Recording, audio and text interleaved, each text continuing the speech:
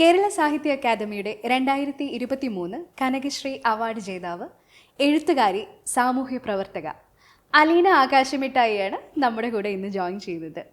Hi Aleena. Hi. അപ്പോൾ ഇന്ന് ഞാൻ വളരെ എക്സൈറ്റഡ് ആണ്. ഒരുപാട് കാലമായിട്ട് അലീനേനെ ഫേസ്ബുക്കിലും അതെ എഴുത്തുകളിലൂടെയൊക്കെയാണ് പരിചയം. അതുപോലെ സിൽക്ക് റൂട്ട് പുസ്തകത്തിലൂടെ അതിലെ കവിതകളിലൂടെയൊക്കെയാണ് പരിചയമുള്ള ഇത്. അതല്ലാതെയും ഈ പറയുന്നത് പോലെ മായിട്ടുള്ള ഒരുപാട് കാര്യങ്ങളിൽ അലീന കൃത്യമായിട്ടുള്ള നിലപാടുകൾ രേഖപ്പെടുത്താറുണ്ട്, അതിനെക്കുറിച്ച് സംസാരിക്കാറുണ്ട്. അതിനൊക്കെ ഒരുപാട് കാലമായിട്ട് ഫോളോ ചെയ്യുന്ന ഒരാളെന്നുള്ള രീതിയിൽ കൂടി ഒരു ആരാധിക കൂടിയാണ്. ആ ഒരു പൊസിഷനിൽ കൂടിയാണ് ഞാൻ ഇരിക്കുന്നത്. അപ്പോൾ എനിക്ക് ഇങ്ങനെയൊക്കെ ആണെങ്കിലും അലീനയുടെ ഇനിയൊരു അതർ സൈഡ്, അലീനയുടെ ഈ ഒരു മറ്റൊരു മുഖം, കുറച്ചും കൂടി ലൈറ്ററായിട്ടുള്ള കാര്യങ്ങളൊക്കെ, കുറച്ചും കൂടി അങ്ങനത്തെ ഒരു സൈഡും കൂടി എനിക്കിങ്ങനെ സംസാരിക്കണം, ചോദിക്കണം, അറിയണം എന്നൊക്കെ ഉണ്ട്. അപ്പോൾ നമുക്ക് അങ്ങനെയും കൂടി സംസാരിച്ച് തുടങ്ങാം. യെസ്. അപ്പം എനിക്ക് ആദ്യം എപ്പോഴും പേര് കേട്ടപ്പോൾ മുതൽ ഞാൻ വളരെ സ്ട്രൈക്ക് ചെയ്തൊരു കാര്യമായിരുന്നു അലീന ആകാശമിട്ടായി. സോ എങ്ങനെയാണ് ശരിക്കും ഈ ആകാശമിട്ടായി അലീനയുടെ കൂടെ ചേർന്നത്? അതെങ്ങനെയാണെന്ന് വെച്ച് കഴിഞ്ഞാൽ, ഞാൻ കോളേജിലൊക്കെ പഠിക്കുന്ന സമയത്ത് ഈ പെൺകുട്ടികൾ ഈ പിതൃമേധാവിത്വത്തിനോട് കലഹിച്ചുകൊണ്ട് അച്ഛന്മാരുടെ പേര് സ്വന്തം പേരിന്റെ കൂട്ടത്തിൽ നിന്ന് മാറ്റുന്ന ഒരു ട്രെൻഡ് ഉണ്ടായിരുന്നു ആ സമയത്ത്. അപ്പൊ എല്ലാരും ഇങ്ങനെ അമ്മമാരുടെ പേര് ആണ് കൂടുതൽ ചേർക്കുക, അല്ലെങ്കിൽ മിഡിൽ നെയിമായിട്ട് അമ്മയുടെ പേര് ചേർക്കാനൊക്കെ തുടങ്ങി. അത് ഈ സോഷ്യൽ മീഡിയയിലും അങ്ങനെ ഇങ്ങനെയൊക്കെ. അപ്പോൾ എനിക്ക് ഈ രണ്ട് ട്രെൻഡിനോടും എനിക്ക് ഒരു താല്പര്യം തോന്നിയില്ല. അപ്പം ഞാൻ വിചാരിച്ചെന്നാൽ വേറെ ഏതെങ്കിലും ഒരു ലിറ്ററേച്ചർ എന്നൊക്കെ കോട്ട് ചെയ്തിട്ട് അങ്ങനെ എന്തെങ്കിലുമൊക്കെ ഏതെങ്കിലും വേർഡ്സോ അങ്ങനെയൊക്കെ വെക്കാമെന്ന് ഞാൻ വിചാരിച്ചു. അപ്പം അങ്ങനെയാണ് ഈ ബഷീറിൻ്റെ ആകാശമിട്ടായിലോട്ട് എത്തുന്നത്. അപ്പം ഞാൻ ആ സമയത്ത് ആ പേര് വെച്ചെങ്കിലും പിന്നീട് എനിക്ക് കുറേ കാര്യങ്ങളൊക്കെ മനസ്സിലായി. അതായത് ഈ ബഷീറിൻ്റെ നായകനും നായികയ്ക്കും ഇതൊക്കെ ആവാം, ലൈക്ക് മതമില്ലാതെ ജീവിക്കാം, അല്ലെങ്കിൽ ജാതി ഇല്ലാതെ ജീവിക്കാം. കാരണം അവരൊരു നായരും ഒരു സിറിയൻ ക്രിസ്ത്യനും ആളാണ്. പക്ഷെ അതേസമയം ഞാൻ എത്രയൊക്കെ മൂടി വെച്ചാലും ആൾക്കാർ ആദ്യം അതാണ് മനസ്സിലാക്കുക. അപ്പോൾ അതിങ്ങനെ മനസ്സിലാക്കിയതോടുകൂടി പിന്നെ എനിക്ക് എന്താ ഒരു ഒരു ഒരു ഒരു അകൽച്ച ഒക്കെ തോന്നി ഈ ഒരു പേരിൽ നിന്ന്. പിന്നെ ആൾക്കാരൊക്കെ എങ്ങനെ തന്നെയാണ് വിളിച്ച് അതങ്ങനെ അങ്ങ് ആയിപ്പോയി. പിന്നെ ഇപ്പോൾ ആൾക്കാരിങ്ങനെ ചോദിക്കുവാണെങ്കിൽ അങ്ങനെ ഈ റെഫറൻസ് ഒന്നും ഞാൻ അങ്ങനെ പൊതുവേ പറയാറില്ല. എന്തെങ്കിലും ഒരു വീട് വെറൈറ്റി ആണെന്നോ അല്ലെങ്കിൽ ഒരു ടെലിസ്കോപ്പിൻ്റെ പേരാണെന്നോ അങ്ങനെയൊക്കെയാണ് പറയാറുള്ളത്. അങ്ങനെയാണ്. പക്ഷെ എനിക്ക് തോന്നുന്നു ഇപ്പം അതൊരു ഐഡന്റിറ്റിയുടെ ഭാഗമായിട്ടുണ്ട്. അതെ അതെ. അന്ന് ഈ പേരൊക്കെ ഇട്ട ആൾക്കാർക്ക് വളരെ നൈസായിട്ട് ആ പേരിൽ നിന്നൊക്കെ ഊരിപ്പോരാൻ പറ്റി. എനിക്ക് അത്ര എളുപ്പം അങ്ങ് ഊരാൻ പറ്റിയില്ല. അതാണ് സംഭവിച്ചു പോയത്.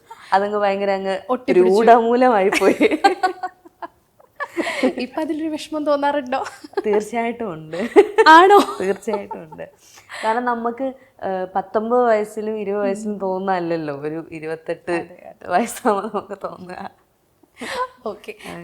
അപ്പോൾ ആ ഒരു സമയത്ത് ഇപ്പോൾ ഒരു 18 വയസ്സ്, ഒരു ടീനേജിലുള്ള അലീന, ആ സമയത്ത് എത്തിപ്പെടുന്ന അക്കാദമിക് സ്പേസുകൾ, അവിടെ രൂപപ്പെടുന്ന സൗഹൃദങ്ങൾ, അവിടെ നമുക്കുണ്ടാവുന്ന രാഷ്ട്രീയ ബോധങ്ങൾ, അവിടുത്തെ സ്പേസിൽ നിന്ന് നമുക്ക് കിട്ടുന്ന മനുഷ്യന്മാർ, അതിനെക്കുറിച്ചിട്ടൊന്ന് പറയാമോ?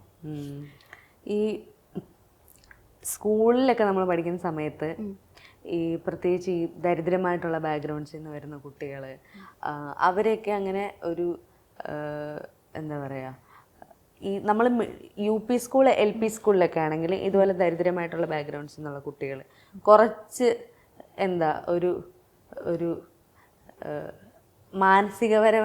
മാനസികമായി വേറെ സ്ഥലത്തൊക്കെ ഉള്ള കുട്ടികൾ, അങ്ങനത്തെ കുട്ടികളെയൊക്കെ മറ്റു കുട്ടികൾ ഒരു ചേർത്ത് പിടിക്കുന്ന ഒരു എക്സ്പീരിയൻസ് ഉണ്ട്.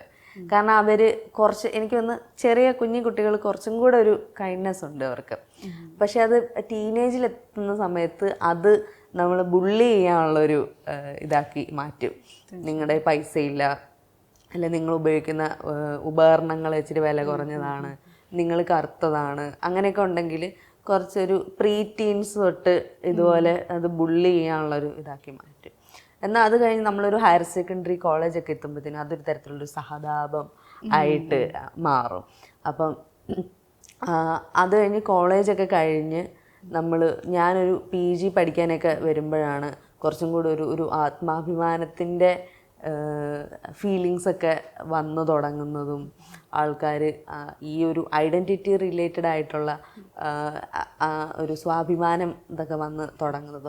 അപ്പം ഇത്രയും ഫാക്ടേഴ്സ് ഇൻഫ്ലുവൻസ്ഡ് ആണ് നമ്മൾ ഓരോ കാലഘട്ടത്തിലും ഉണ്ടാക്കുന്ന സുഹൃത്തുക്കളെന്ന് പറഞ്ഞാൽ. ഈ പ്രീ സ്കൂളിലും LP സ്കൂളിലും ഒക്കെ നല്ല ഫ്രണ്ട്സ് ഉണ്ടായിരുന്നു. ഈ ഹൈസ്കൂളിലൊക്കെ എത്തിയതോടുകൂടി ഈ ഫ്രണ്ട്സ് തന്നെ നമ്മളെ ബുള്ളി ചെയ്യാൻ തുടങ്ങി. അത് കഴിഞ്ഞിട്ട് പിന്നീട് നമ്മൾ കാണുന്നവർ നമ്മളെ വേറെ രീതിയിൽ സഹതാപം കാണിക്കുന്ന ആൾക്കാരാണ്. പിന്നെ ആണ് നമ്മളൊരു വ്യക്തി എന്നുള്ള നിലയിൽ ഒരു ഡിഗ്നിറ്റിയോടുകൂടി നമ്മളെ കാണുന്ന സുഹൃത്തുക്കളെയൊക്കെ നമുക്ക് കിട്ടാനൊക്കെ തുടങ്ങിയത്. അപ്പോൾ അതുവരെ നമ്മളൊരു ഐഡൻറ്റിറ്റി റിലേറ്റഡ് ആയിട്ടുള്ള ഒരു ഡിഗ്നിറ്റി നമ്മൾ കണ്ടെത്തുന്നത് വരെ നമ്മളെ ഇങ്ങനെ ഇത്തരത്തിലുള്ള പല പല ഇൻഫീരിയോറിറ്റികൾ പഠിപ്പിച്ചു തരുവാണല്ലോ ചെയ്യുന്ന ഈ സൊസൈറ്റി. നമ്മൾ ജനിക്കുമ്പോൾ നമ്മൾ അപകർഷത ഉള്ളവരായിട്ടല്ലല്ലോ നമ്മൾ ജനിക്കുന്നത്. അപ്പം ഇത്തരത്തിലുള്ള ഈ ഇൻഫീരിയോറിറ്റികൾ നമുക്ക് ഫീൽ ചെയ്യുവാണെങ്കിൽ നമ്മൾ അതിനെ അഡ്രസ്സ് ചെയ്യുന്നതിന് പകരം നമ്മൾ കോമ്പൻസേറ്റ് ചെയ്യാനാണ് നോക്കുന്നത് മറ്റ് പല കാര്യങ്ങളും വെച്ചിട്ട്. അപ്പം ആ കോമ്പൻസേഷൻ പല രീതിയിൽ സംഭവിക്കാം. നമ്മൾ ചിലപ്പോൾ വളരെ അരഗൻ്റായിട്ട് മാറാം. നമ്മൾ ഇതും ഈ പോപ്പുലർ കൾച്ചർ കൊടുത്തിട്ടുള്ള ഐഡിയ ആണെന്ന് തോന്നുന്നു പൊതുവിൽ ആൾക്കാർക്ക്. അതായത് ഒരു കറുത്ത കുട്ടി ഉണ്ടെങ്കിൽ, ഒരു പാവപ്പെട്ട കുട്ടി ഉണ്ടെങ്കിൽ ഒരു ക്ലാസ്സിൻ്റെ ഒരു മൂലയ്ക്ക് കരഞ്ഞുകൊണ്ടിരിക്കും. പക്ഷെ എനിക്ക് തോന്നിയിട്ടില്ല കേട്ടോ അങ്ങനെയാണ്. ചിലപ്പോൾ ഇവർ തന്നെ ബുള്ളീസായിട്ട് മാറും. ഇതൊക്കെ എന്താ കോപ്പ് ചെയ്യുന്നതിൻ്റെ മെക്കാനിസത്തിൻ്റെ ഭാഗമായിട്ടാണ് ഇങ്ങനെയൊക്കെ വരുന്നത്. അപ്പം അങ്ങനെ ഒരു കോമ്പൻസേഷൻ ആയിട്ടാണ് ഞാൻ പഠനത്തിനെയും ഒക്കെ കണ്ടുകൊണ്ടിരുന്നത്. നല്ല മാർക്ക് വാങ്ങിച്ച് ഇതിനെ അങ്ങ് കോമ്പൻസേറ്റ് ചെയ്ത് കളയാം, അങ്ങനത്തെ രീതിയിൽ. പിന്നീട് അതിനൊക്കെ ശേഷം ഒരു 20കളുടെ തുടക്കത്തിലും ഒക്കെയാണ് ഈ ഒരു ഡിഗ്നിറ്റി എന്നൊക്കെ വരുന്നത്. അപ്പം അതുകൊണ്ട് അന്നേരം നമ്മൾ ഉണ്ടാക്കിയിട്ടുള്ള സൗഹൃദങ്ങളൊക്കെ ആ രീതിയിലുള്ള സുഹൃത്തുക്കളായിരുന്നു. അങ്ങനെ അതിനൊരു നമ്മൾ അന്ന് കണ്ടിരുന്ന പാരാമീറ്റേഴ്സൊക്കെ മാറിയിട്ടുണ്ട്. ഉറപ്പായിട്ടും നമ്മൾ അന്ന് നോക്കിയിരുന്നതൊന്നുമല്ല ഇന്ന് നമ്മുടെ സൗഹൃദങ്ങളും നമ്മുടെ സ്പേസുകൾ രൂപപ്പെടുത്തുന്നതിൽ, നമ്മുടെ ബൗണ്ടറി വെക്കുന്നതിൽ നമുക്ക് വ്യത്യാസങ്ങൾ വന്നിട്ടുണ്ട്. ആ ഒരു ഫിൽറ്ററിങ്ങിലൊക്കെ എങ്ങനെയാണ് വ്യത്യാസം വന്നിട്ടുള്ളത്? അത് നമ്മൾ സ്കൂളിലൊക്കെ പഠിക്കുമ്പോൾ നമുക്ക് കൂടുതലും കൂളായിട്ടുള്ള ആൾക്കാരുടെ ഫ്രണ്ട്സ് ആയിട്ടിരിക്കാനായിരിക്കുമല്ലോ താല്പര്യം. ഈ കൂളായിട്ടുള്ള ആൾക്കാർ തന്നെ ആയിരിക്കും ഏറ്റവും വലിയ ബുള്ളികളും അങ്ങനെയൊക്കെ. അപ്പം അങ്ങനത്തെ ഒരു സംഭവമായിരുന്നു അന്ന് വേണ്ടത്. അത് കഴിഞ്ഞിട്ട് പിന്നീട് നമുക്ക് ഭയങ്കര നമ്മുടെ ഐഡിയോളജിക്കലി ഒക്കെ നമുക്ക് വലിയ ഷിഫ്റ്റുകൾ വന്നു തുടങ്ങുന്ന സമയത്ത് നമ്മൾ സിമിലർ ഐഡിയോളജി ഉള്ള ആൾക്കാരെ ആയിട്ട് ഫ്രണ്ട്സ് ആകാനായിട്ട് ശ്രമിക്കും. ബാക്കി ഫ്രണ്ട്സൊക്കെ നമ്മുടെ ജീവിതത്തിൽ നിന്ന് തന്നെ പോവും. അപ്പോഴത്തേനും കൺസർവേറ്റീവായിട്ടുള്ള ആളുകൾ, ഭയങ്കര റിലീജിയസ് ആയിട്ടുള്ള ആളുകൾ, ഇപ്പം അങ്ങനത്തെ സുഹൃത്തുക്കളൊന്നും എനിക്കില്ല. അപ്പം നമ്മൾ ഒരു ഘട്ടം എത്തുമ്പോൾ നമ്മൾ ഈ വോക്കായിട്ടുള്ള ആൾക്കാരായിരിക്കും നമ്മുടെ ഫ്രണ്ട്സ്. ഭയങ്കര പൊളിറ്റിക്കലായിട്ടുള്ള ഫ്രണ്ട്സ് ആയിരിക്കും. എപ്പോഴും എല്ലാം മാർക്സിൻ്റെ കാര്യവും അംബേദ്കറിൻ്റെ കാര്യവും ഫെമിനിസ്റ്റ് ഡിസ്കഷൻസൊക്കെ നടത്തുന്ന ഫ്രണ്ട്സൊക്കെ ആയിരിക്കും. അത് കഴിഞ്ഞിട്ട് ഇപ്പോൾ ഞാൻ നോക്കുന്നത് എന്താണെന്ന് വെച്ച് കഴിഞ്ഞാൽ, നമ്മുടെ സുഹൃത്ത് ഒരാൾ പരിചയപ്പെടുകയാണെങ്കിൽ സുഹൃത്താകുന്നതിന് മുമ്പ് ഇയാൾ കൈൻഡാണോ, ഇയാൾ എമ്പതറ്റിക് ആണോ, ഇയാൾക്ക് മാനുഷിക മൂല്യങ്ങളുണ്ടോ, അങ്ങനത്തെ കാര്യങ്ങളാണ് ഇപ്പം ഞാൻ നോക്കുന്നത്. അപ്പം ഈ വോക്കായിട്ടുള്ള ഈ പൊളിറ്റിക്കലായിട്ടുള്ള പലർക്കും ഈ ഒരു ഹ്യൂമൻ വാല്യൂസിൻ്റെ ഒരു ന്യൂവൻസ് ഭയങ്കര ആബ്സെൻ്റ് ആണെന്ന് എനിക്ക് തോന്നിയിട്ടുള്ളത്. ഇവർ ഈ ഐഡിയോളജിയാണ് സംരക്ഷിക്കുന്നത്, മനുഷ്യരെ അല്ല. ഐഡിയോളജിയാണ് സ്നേഹിക്കുന്നത്, മനുഷ്യരെ അല്ല സ്നേഹിക്കുന്നത്. ഇത് ശരിക്കും മനുഷ്യർക്ക് വേണ്ടിയിട്ട് മനുഷ്യരും തമ്മിലുള്ള ബന്ധത്തിൻ്റെ ചില പാരാമീറ്റേഴ്സ് ആണല്ലോ ഈ പൊളിറ്റിക്കൽ കറക്റ്റ്നെസ് ആണെങ്കിലും ഐഡിയോളജി ആണെങ്കിലും എന്തൊക്കെയാണെങ്കിലും. അതല്ലേ നമ്മൾ എപ്പോഴും പറയുന്നത്, ഈ സ്റ്റേറ്റ് ഇങ്ങനെ അമിതമായിട്ട് പൊളിറ്റിക്കൽ കറക്റ്റ്നെസ് കാണിക്കുമ്പോൾ നമ്മൾ വിമർശിക്കുന്നത് കൊണ്ടാണല്ലോ. സ്റ്റേറ്റ് ആക്ച്വലി ഇങ്ങനത്തെ വോക്ക് പെർഫോമൻസ് അല്ലല്ലോ, പോളിസി മേക്കിങ്ങും അങ്ങനത്തെ കാര്യങ്ങളും ആണല്ലോ ചെയ്യേണ്ടത്. ഈ പൊളിറ്റിക്കൽ കറക്റ്റ്നെസ് കുറച്ചും കൂടെ മനുഷ്യരും തമ്മിലുള്ള വ്യവഹാരത്തിലാണല്ലോ അതിന് പ്രസക്തി ഉള്ളത്. അപ്പം പക്ഷെ ഈ മിക്ക പൊളിറ്റിക്കൽ ആൾക്കാർക്കും ഈ ഒരു നുവൻസ് അവർക്ക് അറിഞ്ഞൂടാ. അവർ ഈ പൊളിറ്റിക്കൽ കറക്റ്റ്നെസ് എന്ന് പറയുന്നത് എന്തോ ഒരു സംഭവത്തിന് കളങ്കം ഏൽക്കാതെ പരിപാലിക്കുന്നതിലാണ് അവർക്ക് താല്പര്യം. അതിന്റെ ഇടയിൽ നമുക്ക് നഷ്ടപ്പെട്ടു പോകുന്നത്. അതെ അതെ, അതിൻ്റെ ഇടയിൽ നിങ്ങൾ എത്ര മനുഷ്യരെ നിങ്ങൾ എന്താ പറയാ വേദനിപ്പിച്ചാലോ അല്ലെങ്കിൽ ഉപദ്രവിച്ചാലോ ഒന്നും കുഴപ്പമില്ല എന്നുള്ളൊരു, അവരെ നമുക്ക് വേണമെങ്കിൽ സാക്രിഫൈസ് ചെയ്യാം. അതെ അതെ, സാക്രിഫൈസ് ചെയ്യാം. അതെ, അല്ലാതെ ഒരു സ്നേഹത്തിന്റെ ഭാഷയോ അങ്ങനത്തെ ഒരു ഞാൻ പറഞ്ഞു വരുന്നത് ഈ വയലന്റ് ആയിട്ടുള്ള പെർപെട്രേറ്റേഴ്സിനെ നമ്മൾ പോയി സ്നേഹിക്കണം എന്നല്ല ഞാൻ പറഞ്ഞതിന്റെ അർത്ഥം. അതായത് നമ്മുടെ കൂടെയുള്ള കോമ്രേഡ്സിനെ നമ്മൾ എത്രത്തോളം സംരക്ഷിക്കുന്നുണ്ട്, നമ്മൾ എത്രത്തോളം അവരുടെ അവസ്ഥകൾ മനസ്സിലാക്കുന്നുണ്ട്. ഇപ്പോൾ ഒരാൾ ദേഷ്യപ്പെട്ടു കഴിഞ്ഞാൽ എവിടുന്ന് ആയിരിക്കും അത് വന്നത് എന്ന് മനസ്സിലാക്കാനുള്ള, അപ്പം അത്തരം ചെറിയ കാര്യങ്ങളാണ് ഞാൻ ഉദ്ദേശിക്കുന്നത്. അല്ലാതെ പോലീസിന് പോയി പൂ കൊടുക്കുക അല്ലെങ്കിൽ എന്താ അങ്ങനത്തെ ഇതല്ല, അങ്ങനെ സ്നേഹിക്കണം എന്നല്ല ഉദ്ദേശിച്ചത്. തീർച്ചയായിട്ടും. ഇപ്പം സൗഹൃദങ്ങളുടെ കാര്യം പറയുന്നത് പോലെയാണ് നമ്മുടെ കുടുംബത്തിൻ്റെ ഉള്ളിൽ ഉണ്ടാവുന്ന നമ്മുടെ എക്സ്പ്രഷൻ ഓഫ് സ്നേഹമാണെങ്കിലും അതെ, അതിലും വ്യത്യാസങ്ങളുണ്ട്. എൻ്റെ അമ്മയുടെ ഫാമിലിയിൽ എല്ലാവരും പരസ്പരം ഭയങ്കര സ്നേഹം ആണ്. അമ്മയുടെ ആങ്ങളമാരും അച്ഛനും അമ്മയൊക്കെ ആണെങ്കിലും അവർക്ക് സ്നേഹം എക്സ്പ്രസ് ചെയ്യാനൊന്നും ഒരു മടി ഇല്ലാത്ത ആൾക്കാരാണ്. അതേപോലെ തന്നെ ആഘോഷങ്ങൾ, ഈ ഓണമാണെങ്കിലും ക്രിസ്മസ് ആണെങ്കിലും അവർ ഭയങ്കരമായിട്ട് ആഘോഷിക്കും. അപ്പം അങ്ങനത്തെ ഒരു ഫാമിലിയാണ്. പക്ഷെ എൻ്റെ അച്ഛൻ്റെ ഫാമിലി നോക്കുവാണെങ്കിൽ എല്ലാവരും കുറച്ച് ഡിസ്റ്റൻ്റ് ആണ്, കുറച്ച് ഓഫ് ആണ്. ഒന്നും സെലിബ്രേഷൻസ് ഒന്നുമില്ല, ഒന്നും സെലിബ്രേറ്റ് ചെയ്യത്തില്ല. ഓണം, ക്രിസ്മസ്, ബർത്ത്ഡേ അതൊന്നും സെലിബ്രേറ്റ് ചെയ്യില്ല. അപ്പം അങ്ങനത്തെ ഒരു ഭയങ്കര രണ്ട് ഇതാണ്. അതും എൻ്റെ അച്ഛൻ്റെ ഫാമിലി കുറച്ചും കൂടെ ക്രിസ്ത്യനാണ്. അതാണ് എന്നാൽ എൻ്റെ അമ്മയുടെ ഫാമിലി അത്ര റിലീജിയസും അല്ല. ലൈക്ക് റിലീജിയസ് ആണ്, അങ്ങനെ ഒരു എന്താ പറയുക, ഒരു കൾട്ടിസ്റ്റ് രീതിയിലുള്ള രീതികളില്ല അവർക്ക്. അപ്പം അതുകൊണ്ട് അവരുടെ ലൈഫ് സ്റ്റൈലിൽ ഭയങ്കരമായിട്ട് റിഫ്ലക്ട് ചെയ്യുന്നത്. അപ്പം അതുകൊണ്ട് തന്നെ അച്ഛനും അമ്മയും രണ്ട് ലോകങ്ങളിൽ നിന്നുള്ള ആളുകളാണല്ലോ. അപ്പം തുടക്കത്തിലൊക്കെ എൻ്റെ യങ്കർ പ്രായത്തിലൊക്കെ എന്ന് പറഞ്ഞാൽ എനിക്കങ്ങനെ ഭയങ്കര കുടുംബത്തിൽ നിന്ന് അങ്ങനെ ഭയങ്കര എൻ്റെ അമ്മ വീട്ടിൽ പോകുന്നത് മാത്രമേ ഉള്ളൂ എനിക്ക് നല്ല ഓർമ്മകളെന്ന് പറയുന്നത്. അത് കഴിഞ്ഞിട്ട് പിന്നീട് നമ്മൾ വളർന്ന് നമ്മൾ ക്രിയേറ്റ് ചെയ്യുന്ന ഒരു സ്പേസ് ഉണ്ടല്ലോ നമ്മുടെ വീട്ടിൽ. നമ്മൾ അധികാരം എടുക്കുന്ന ചില സന്ദർഭങ്ങളുണ്ട്. അത് ചില സമയത്ത് അത് നെസസറി ആയിട്ട് വരും. ലൈക്ക് അല്ലെങ്കിൽ ഇവർ നമ്മുടെ തലയിൽ കയറും. അതാണ് വേറൊരു കാര്യം. ഈ പെൺകുട്ടികൾ പലപ്പോഴും ഇങ്ങനെ ഈ അധികാരം എടുക്കാൻ മടിക്കുന്ന ഒരു സാഹചര്യമുണ്ട്. അപ്പം പക്ഷെ നമ്മൾ ചില സ്ഥലത്ത് നമ്മൾ അധികാരം എടുത്തേ പറ്റുള്ളൂ. കാരണം നമ്മുടെ വിദ്യാഭ്യാസം കൊണ്ടും നമുക്ക് ജോലി ഉള്ളതുകൊണ്ടും നമ്മൾ ഫിനാൻഷ്യലി ഇൻഡിപെൻഡൻ്റ് ആയതുകൊണ്ടും ഒക്കെ നമുക്കൊരു സ്റ്റേക്ക് ഉണ്ട്. അപ്പം അത് നമ്മൾ ഉപയോഗിക്കണം എന്നാണ്. അല്ലെങ്കിൽ നമുക്കത് ഭയങ്കര ഡേഞ്ചറസ് ആയിട്ട് വരാനും സാധ്യതയുണ്ട്. അപ്പം ഞങ്ങളുടെ വീട്ടിൽ എല്ലാവരും അമ്മയാണേലും അച്ഛൻ ഒക്കെ ആണേലും അവർ ഭയങ്കരമായിട്ട് ഈ ആർട്ടിനെയൊക്കെ വാല്യൂ ചെയ്യുന്ന ആൾക്കാരാണ്.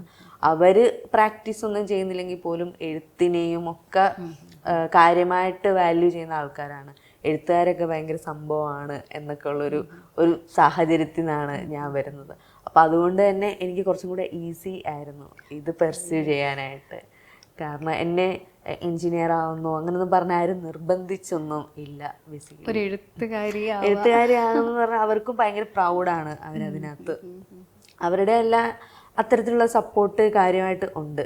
നമ്മൾ പറഞ്ഞു വന്നതും ഈ പറയുന്നത് പോലെ എങ്ങനെയൊക്കെയാണ് കുടുംബങ്ങൾ നമ്മളുടെ ഇപ്പൊ അലീന എന്ന് പറയുന്ന ഒരു എഴുത്തുകാരിയെ രൂപപ്പെടുത്തിയാലും അപ്പൊ ശരിക്കും പറഞ്ഞിട്ടുണ്ടെങ്കിൽ അവരുടെ ആ ഒരു വാലിഡേഷൻ ഒരു നമ്മുടെ ഉള്ളിലൊക്കെ ഉള്ള ഒരു ഇന്നർ ചൈൽഡിനെ വളരെയധികം മോട്ടിവേറ്റ് ചെയ്തിട്ടുണ്ടാവും. അങ്ങനെ ഒരു ഇന്നർ സെൽഫിൻ്റെ അടുത്ത് സംസാരിക്കുന്നതിനെ പറ്റിയിട്ടൊരു പോസ്റ്റ് ഇട്ടിട്ടുണ്ടായിരുന്നില്ല ഈ അവാർഡ് കിട്ടിയ സമയത്ത്. അതിനെ കുറിച്ചിട്ടൊന്ന് പറയാം. ഞാനത് വായിച്ചപ്പോൾ ഇങ്ങനെ ആലോചിച്ചു, നമ്മൾ പലപ്പോഴും നമ്മുടെ ഒരു ഇന്നർ അല്ലെങ്കിൽ നമ്മുടെ ഒരു കുറച്ചും കൂടി ചെറിയ നമ്മളോട് സംസാരിക്കാൻ കിട്ടുന്ന ഒരു സമയത്ത് നമ്മൾ എന്ത് പറയുമെന്നുള്ളത്. അപ്പോൾ ഒരു അച്ചീവ് ചെയ്തതിന് ശേഷം ആ ഒരു പോസ്റ്റ് എഴുതാനുണ്ടായ ഒരു സാഹചര്യം? എൻ്റെ inner child is not going to believe. എനിക്ക് തോന്നുന്നു പക്ഷേ ഞാൻ ഇമാജിൻ ചെയ്യും if I time travel back and meet my 15-year-old self, she is not gonna believe. ചിലപ്പോൾ ഹാർട്ട് അറ്റാക്ക് വരെ സംഭവിക്കും. കാരണം ഒരു 15 വയസ്സെന്ന് പറഞ്ഞാൽ ഞാൻ ഭയങ്കര റിലീജിയസ് ആയിരുന്നു. എന്നാൽ ഒരു ഉള്ളിൽ ഒരു ഇതിനോടൊരു വിശ്വാസക്കുറവുണ്ട്. പക്ഷെ ആ വിശ്വാസക്കുറവ് സാത്താൻ കൊണ്ടുവരുന്നതാണ്, നമ്മൾ ഫൈറ്റ് ചെയ്യണം അതിനെ. അപ്പം അങ്ങനത്തെ ഒരു ഇതായിരുന്നു. അപ്പം ഞാൻ ഇപ്പോൾ റിലീജിയസ് അല്ല എന്നൊക്കെ എൻ്റെ ഒരു യങ്കർ സെൽഫ് അറിയുവാണെങ്കിൽ ഭയങ്കര കോൺഫ്ലിക്റ്റ് ഉറപ്പായിട്ടും. പിന്നെ 28 കല്യാണം കഴിച്ചിട്ടില്ല, എന്താ കുറേ ലക്ഷങ്ങൾ സമ്പാദിച്ചിട്ടില്ല. നമ്മൾ ആ സമയത്ത് ഓർക്കുന്നത് നമുക്കൊരു ജോലി കിട്ടി കഴിഞ്ഞ് കഴിഞ്ഞാൽ എല്ലാം സെറ്റാവും. അപ്പം അങ്ങനത്തെ കുറേ കോൺഫ്ലിക്റ്റുകൾ അവിടെ ഉണ്ടാവാൻ സാധ്യതയുണ്ട്. 15-ാമത്തെ വയസ്സിലുള്ള ഒരു വാല്യൂ പോലും ഞാനിപ്പം ഷെയർ ചെയ്യുന്നില്ല. ഒരേ ഒരു വാല്യൂ ഷെയർ ചെയ്യുന്നത് റൈറ്റർ ആവണം എന്നുള്ളത്, എഴുതണം എന്നുള്ളത്. അത് മാത്രമേ ഉള്ളൂ, വേറെ ഒന്നുമില്ല നമുക്ക് കോമൺ ആയിട്ട്. എനിക്ക് തോന്നുന്നു. പക്ഷെ ആ സമയത്തും സ്കൂളിലൊക്കെ സ്കൂളിംഗ് ടൈമിലൊക്കെ ഉണ്ടായിരുന്നില്ലേ എഴുത്ത്? ആ സമയത്തും എഴുതുമായിരുന്നു എന്ന് പറഞ്ഞാൽ ആ സമയത്ത് നമ്മുടെ വായന എങ്ങനെയുള്ളതാണ് അതുപോലെയാണല്ലോ നമുക്ക് എഴുതാൻ പറ്റുന്നത്. അപ്പം ഞാൻ ആ സമയത്ത് വായിച്ചുകൊണ്ടിരുന്ന റൈറ്റർ എന്ന് പറഞ്ഞാൽ മാധവിക്കുട്ടിയായിരുന്നു. മാധവിക്കുട്ടിയായിരുന്നു എൻ്റെ ഭയങ്കര ഫേവറേറ്റ് റൈറ്റർ. ആ സമയത്ത് അതൊക്കെ അവൈലബിൾ ആയിട്ടുണ്ടായിരുന്നുള്ളൂ. നമുക്കങ്ങനെ ഒരു സ്കൂളിലെ ലൈബ്രറി ഒന്നും ഒക്കെ കണക്കായിരുന്നു. അപ്പം എൻ്റെ ഒരു ഫ്രണ്ട് ഉണ്ടായിരുന്നു, പുള്ളിക്കാരത്തിയുടെ പേരൻസ് ടീച്ചേഴ്സായിരുന്നു. അവരുടെ വീട്ടിൽ കുറേ ബുക്സ് ഒക്കെ ഉണ്ടായിരുന്നു. അപ്പം ഞാൻ അവളുടെ അടുത്തു നിന്നാണ് കുറേ ക്ലാസിക്സ് ഒക്കെ വായിച്ചിട്ടുള്ളത്. ഈ ഖസാക്കിൻ്റെ ഇതിഹാസം, മയ്യഴിപ്പുഴയുടെ തീരങ്ങൾ, ബഷീറിൻ്റെ ബുക്സ്, അതൊക്കെ ഞാൻ അവിടെ നിന്നാണ് വായിച്ചിട്ടുണ്ട്. മാധവിക്കുട്ടിയൊക്കെ ആണെങ്കിലും അങ്ങനെയാണ് വായിച്ചിട്ടുള്ളത്. അപ്പം മാധവിക്കുട്ടിയെ വായിച്ചത് കൊണ്ട് എനിക്ക് സംഭവിച്ചൊരു കാര്യം എന്ന് പറഞ്ഞാൽ, ഞാൻ എനിക്ക് സത്യം പറഞ്ഞാൽ ഈ സവർണത ഭയങ്കര ഒരു അപ്പീലിംഗ് ആയിട്ട് തോന്നിയത് മാധവിക്കുട്ടിയുടെ റൈറ്റിങ്ങിൽ. എന്തെന്ന് വെച്ച് കഴിഞ്ഞാൽ, ഇപ്പം നമ്മൾ സിനിമയിലൊക്കെ ആണെങ്കിലും കുറച്ച് നേരമല്ലേ കാണുന്നുള്ളൂ, 2 മണിക്കൂർ 2.5 മണിക്കൂറല്ലേ മാക്സിമം ഒരു സിനിമ ഉണ്ടാവും. പക്ഷെ ഒരു ബുക്കെന്ന് പറഞ്ഞാൽ നമ്മൾ എത്ര ദിവസം എടുത്തായിരിക്കും അത് ഫിനിഷ് ചെയ്യുക. അപ്പം നമ്മുടെ കൂടെ ഉണ്ടത്. അപ്പം എനിക്ക് തറവാടുകളിൽ താമസിക്കുക, കുളത്തിൽ പോയി കുളിക്കുക, വേലക്കാരികൾ ഉണ്ടായിരിക്കുക, ഇമേജ് എനിക്ക് ഈ മാധവിക്കുട്ടിയുടെ റൈറ്റിങ്ങിലാണ് എനിക്കത് ഇത് കൊള്ളാം എന്ന് തോന്നി തുടങ്ങിയത്. ഈ ലൈഫ് കൊള്ളാം എന്ന് തോന്നി തുടങ്ങി. അപ്പം പിന്നെ ഞാൻ ആ സമയത്ത് എഴുതുന്ന കഥകളൊക്കെ അതുപോലെയായിരുന്നു. ഞാനൊരു തറവാട്ടിലെ ഒരു അന്തേവാസിയാണ്. ലൈക്ക് എന്താ പറയുന്നത്, ഞാൻ അവിടുത്തെ ഒരു തമ്പുരാട്ടിയാണ്. അപ്പം എനിക്ക് വരുന്ന പ്രശ്നങ്ങൾ എനിക്കെന്നും പ്രശ്നമാണ്. അപ്പം അതൊക്കെയായിരുന്നു അന്ന് എഴുതിക്കൊണ്ടിരുന്നത്. പക്ഷേ ഞാനിപ്പോൾ എന്താ ചെയ്യുന്നത് അതിനകത്ത്, പക്ഷേ ഈ വേലക്കാരികളുടെ കഥാപാത്രങ്ങളൊക്കെ വരും കേട്ടോ. പക്ഷേ ഞാൻ എന്താ ചെയ്യുന്നത്, ഞാൻ എൻ്റെ പോലെയുള്ള ശരീരങ്ങളെ ഞാൻ അപരവൽക്കരിച്ചുകൊണ്ടാണ് ഞാൻ എഴുതുന്നത് ആ സമയത്ത്. കാരണം എനിക്ക് അറിഞ്ഞുകൂടാ ഇതല്ലാതെ എങ്ങനെ എഴുതും എന്നുള്ള സാധനം എനിക്ക് അറിഞ്ഞുകൂടാ. എന്നിട്ട് അതിന് ശേഷം പിന്നീട് മറ്റ് റൈറ്റേഴ്സിനെയൊക്കെ വായിച്ച് തുടങ്ങിയപ്പോഴാണ് ഇങ്ങനെ എഴുതേണ്ട കാര്യമില്ല, ഇത് എൻ്റെ കഥ ഇതല്ലല്ലോ എന്നൊക്കെ ഉള്ളൊരു ഷിഫ്റ്റൊക്കെ ശരിക്കും എപ്പോഴാണ് ശരിക്കും വന്നത് വായനയിലൊക്കെ? വായനയിൽ അത് ഞാൻ PG ചെയ്യാൻ വേണ്ടിയിട്ട് പോയ സമയത്താണ്. ഞാൻ സ്കൂൾ ഓഫ് ലെറ്റേഴ്സിലാണ് പഠിച്ചത്. അപ്പോൾ അവിടെ ആണെങ്കിൽ കുറച്ച് അങ്ങനെ ഒരു നമ്മളെ പുസ്തകം ഇട്ട് പഠിപ്പിക്കുന്ന ഒരു സമ്പ്രദായമൊന്നുമല്ല. നമുക്കിഷ്ടം പോലെ സ്വന്തമായിട്ട് എക്സ്പ്ലോർ ചെയ്യാനായിട്ട് സമയം കിട്ടും, ഫ്രീഡം ഉണ്ട്, സ്പേസ് കിട്ടും. അല്ലാതെ നമ്മളെ അങ്ങ് ഭയങ്കര സിലബസ് അങ്ങനത്തെ ഒരു സമ്പ്രദായമല്ല. അപ്പം ആ സമയത്ത് എനിക്ക് കുറേ വായിക്കാനും കുറേ ചിന്തിക്കാനും ഒക്കെ സമയം കിട്ടി. കുറേ കൂട്ടുകാരെ കിട്ടി. അവിടെ ASA ഉണ്ടായിരുന്നു. അപ്പം അങ്ങനെ അവരുമായിട്ടുള്ള ഇൻട്രാക്ഷൻ ഒക്കെ കൊണ്ടാണ് നമുക്ക് പെട്ടെന്നൊരു നമ്മൾ അതുവരെ നമ്മൾ ഡിനയലിലാണല്ലോ ജീവിക്കുന്നത്. ലൈക്ക് നമുക്കറിയാം, നമ്മുടെ ഉള്ളിൽ നമുക്കറിയാം ഇവിടുത്തെ സാമൂഹിക പ്രശ്നങ്ങളെക്കുറിച്ച് നമുക്കറിയാം. കാരണം നമ്മളതിൻ്റെ ഡയറക്റ്റായിട്ട് നമ്മളെ അത് അഫക്റ്റ് ചെയ്യുന്നുണ്ട്. പക്ഷെ നമ്മളത് അക്സെപ്റ്റ് ചെയ്ത് കഴിഞ്ഞാൽ നമുക്ക് പിന്നെ അത് അത് പരിഹരിക്കാൻ പറ്റത്തില്ല. അതെന്ന് വെച്ചാൽ കുറേ കാട് കയറി പോകുന്നുണ്ട്, എന്നാലും ഇത് പറയാതെ പറ്റില്ല. നമുക്ക് എനിക്ക് തോന്നുന്നു നമ്മളെ പറ്റിയിട്ട് സംസാരിക്കുന്ന സമയത്ത് തീർച്ചയായിട്ടും നമ്മളിത് പറഞ്ഞു പോകണം. ഈ ആൾക്കാർ ഇങ്ങനെ പറയാറുണ്ട്, ഈ ദളിത് കമ്മ്യൂണിറ്റിയിൽപ്പെട്ട ആളുകൾ എപ്പോഴും ആരെന്തെങ്കിലും പറഞ്ഞു കഴിഞ്ഞാൽ ഉടനെ അവരത് കാസ്റ്റ് ഡിസ്ക്രിമിനേഷൻ ആക്കും എന്ന്. പക്ഷെ എനിക്ക് ഓപ്പോസിറ്റാ തോന്നിയിട്ടുള്ളത്. നമ്മൾ അവസാനമേ ഈ ഒരു കാസ്റ്റിലേക്ക് എത്തുള്ളൂ. ആദ്യം നമ്മൾ ആലോചിക്കും എന്താ കാര്യം, നമ്മൾ കുറേ ആലോചിക്കും. അല്ലാതെ നമ്മൾ ഇമ്മീഡിയറ്റ്ലി ആ ഒരു കൺക്ലൂഷനിലേക്ക് ജമ്പ് ചെയ്യുന്ന ഞാൻ ചെയ്തിട്ടില്ല. എനിക്കറിയാവുന്ന ഫ്രണ്ട്സോ ആരും അങ്ങനെ ചെയ്തിട്ടില്ല. അതെന്താണെന്നറിയോ, ഇത് കാസ്റ്റ് ഡിസ്ക്രിമിനേഷൻ കാരണമാണ് ഇവരിങ്ങനെ ചെയ്തത് എന്ന് പറഞ്ഞു കഴിഞ്ഞാൽ നമുക്കതൊന്നും ചെയ്യാൻ പറ്റത്തില്ല, നമുക്കത് പരിഹരിക്കാൻ പറ്റില്ല. We have to live with that. ഇപ്പം ഞാൻ അന്നിട്ട ഷർട്ടാണ് അവിടെ പ്രശ്നം ഉണ്ടാക്കി, എനിക്ക് പോയി വേറെ ഷർട്ട് ഇട്ട് നാളെ വരാം. പക്ഷെ അതുപോലെ നമുക്ക് മാറ്റാൻ പറ്റുന്നൊരു കാര്യമല്ല. അപ്പം നമ്മളത് ഇതിൻ്റെതാണ് എന്ന് നമ്മൾ അക്സെപ്റ്റ് ചെയ്ത് കഴിഞ്ഞാൽ നമ്മൾ പിന്നെ ആ ഒരു ബേർഡൻ പേറി വേണം ജീവിക്കാനായിട്ട്. ഇത് വളരെ പേഴ്സണലായിട്ടുള്ളൊരു ജേണിയാണല്ലോ, എല്ലാവരുടെയും പേഴ്സണലായിട്ടുള്ളൊരു ജേണിയാണ്.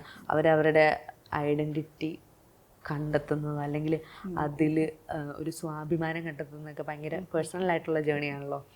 അപ്പം അതിൻ്റെ ഭാഗമായിട്ട് അതൊരു സമയം എത്തും. ചിലർക്ക് വളരെ വൈകിയായിരിക്കും സംഭവിക്കുന്നത്, ചിലർക്ക് നേരത്തെ സംഭവിക്കും, ചിലർക്ക് സംഭവിക്കുകയേ ഇല്ലെന്ന് വന്നിരിക്കും. അപ്പം അതെ, അപ്പം അങ്ങനെയാണ് ആ ഒരു ഷിഫ്റ്റ് വന്നത്. അപ്പോൾ തന്നെ ഈ എക്സ്പോസ്ഡ് ആവുക, പലതരം ഐഡിയോളജിയിലേക്ക് എക്സ്പോസ്ഡ് ആവുക എന്നുള്ളത് ഭയങ്കര ഇമ്പോർട്ടൻ്റ് ആണ്. പലപ്പോഴും ഈ എക്സ്പോസ്ഡ് ആവാത്തതാണ്. ഇപ്പം ഇനിയിപ്പം ഇൻ്റർനെറ്റൊക്കെ വന്നതുകൊണ്ട് ആൾക്കാർക്ക് എളുപ്പത്തിൽ പല ആശയങ്ങളുമായിട്ട് പരിചയപ്പെടാനൊക്കെ പറ്റും. പക്ഷെ നമ്മൾ സ്കൂളിലൊക്കെ പഠിക്കുന്ന സമയത്തൊന്നും അങ്ങനത്തെ ഒരു ഓപ്പർച്യൂണിറ്റീസ് ഒന്നും ഉണ്ടായിരുന്നില്ലല്ലോ.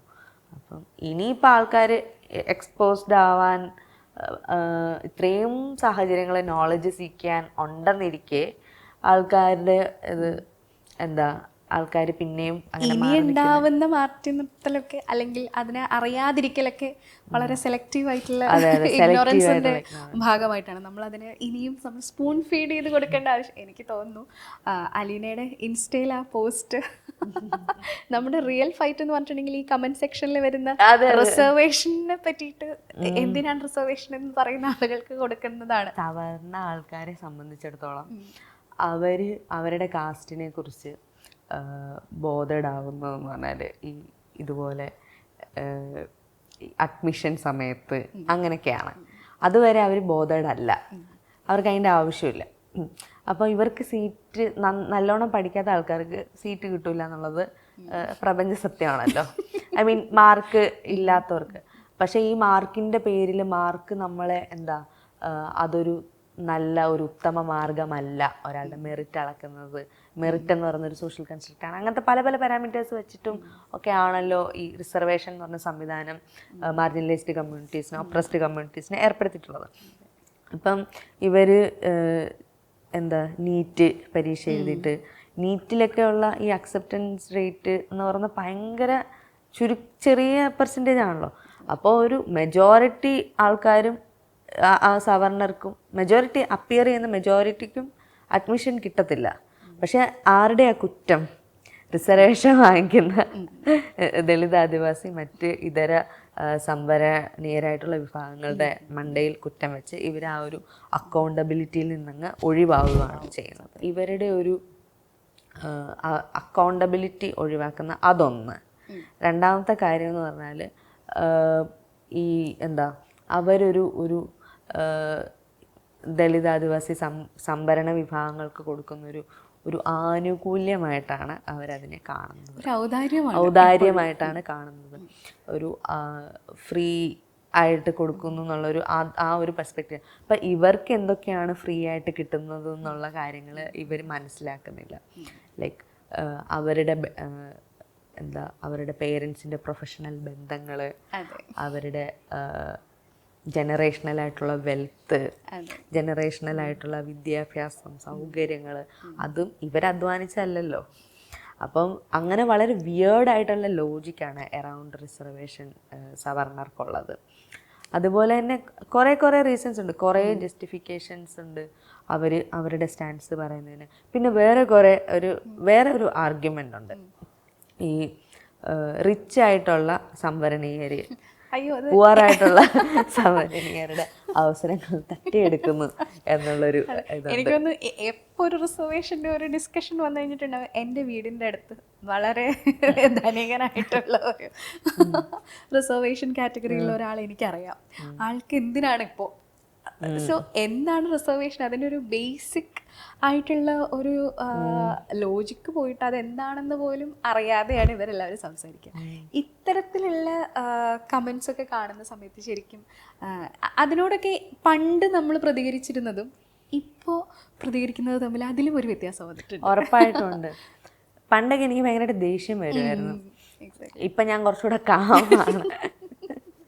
ആരെങ്കിലും എൻ്റെ അടുത്തിരുന്നിട്ട് ഒരു കാസ്റ്റിസ്റ്റ് റിമാർക്ക് പറഞ്ഞാൽ തന്നെ എനിക്ക് അതിനകത്ത് ചോയ്സ് ഉണ്ട്, എങ്ങനെ റെസ്പോണ്ട് ചെയ്യണം, ഏത് രീതിയിൽ റെസ്പോണ്ട് ചെയ്യണം എന്നൊക്കെ. എനിക്ക് ഭയങ്കര ഇഗ്നോർ ചെയ്യണമെങ്കിൽ ഇഗ്നോർ ചെയ്യാം. പക്ഷെ ഒരു സമയത്ത് പറ്റൂല, റേജാണ്, ഇമ്പൾസീവാണ്, ഇമ്പൾസാണ് വരുന്നത്. ആ ഒരു ആങ്കറിനെ എനിക്ക് കുറേയൊക്കെ ടൈം ചെയ്തെടുത്ത്, ആങ്കർ ഉണ്ട്, പക്ഷെ നമ്മൾ ഇമ്പൾസീവ് ആകുമ്പോൾ എന്താ ചെയ്യുന്നത്, നമ്മൾ പറയുന്നത് ആൾക്കാർ മുഖവിലേക്ക് എടുക്കില്ല.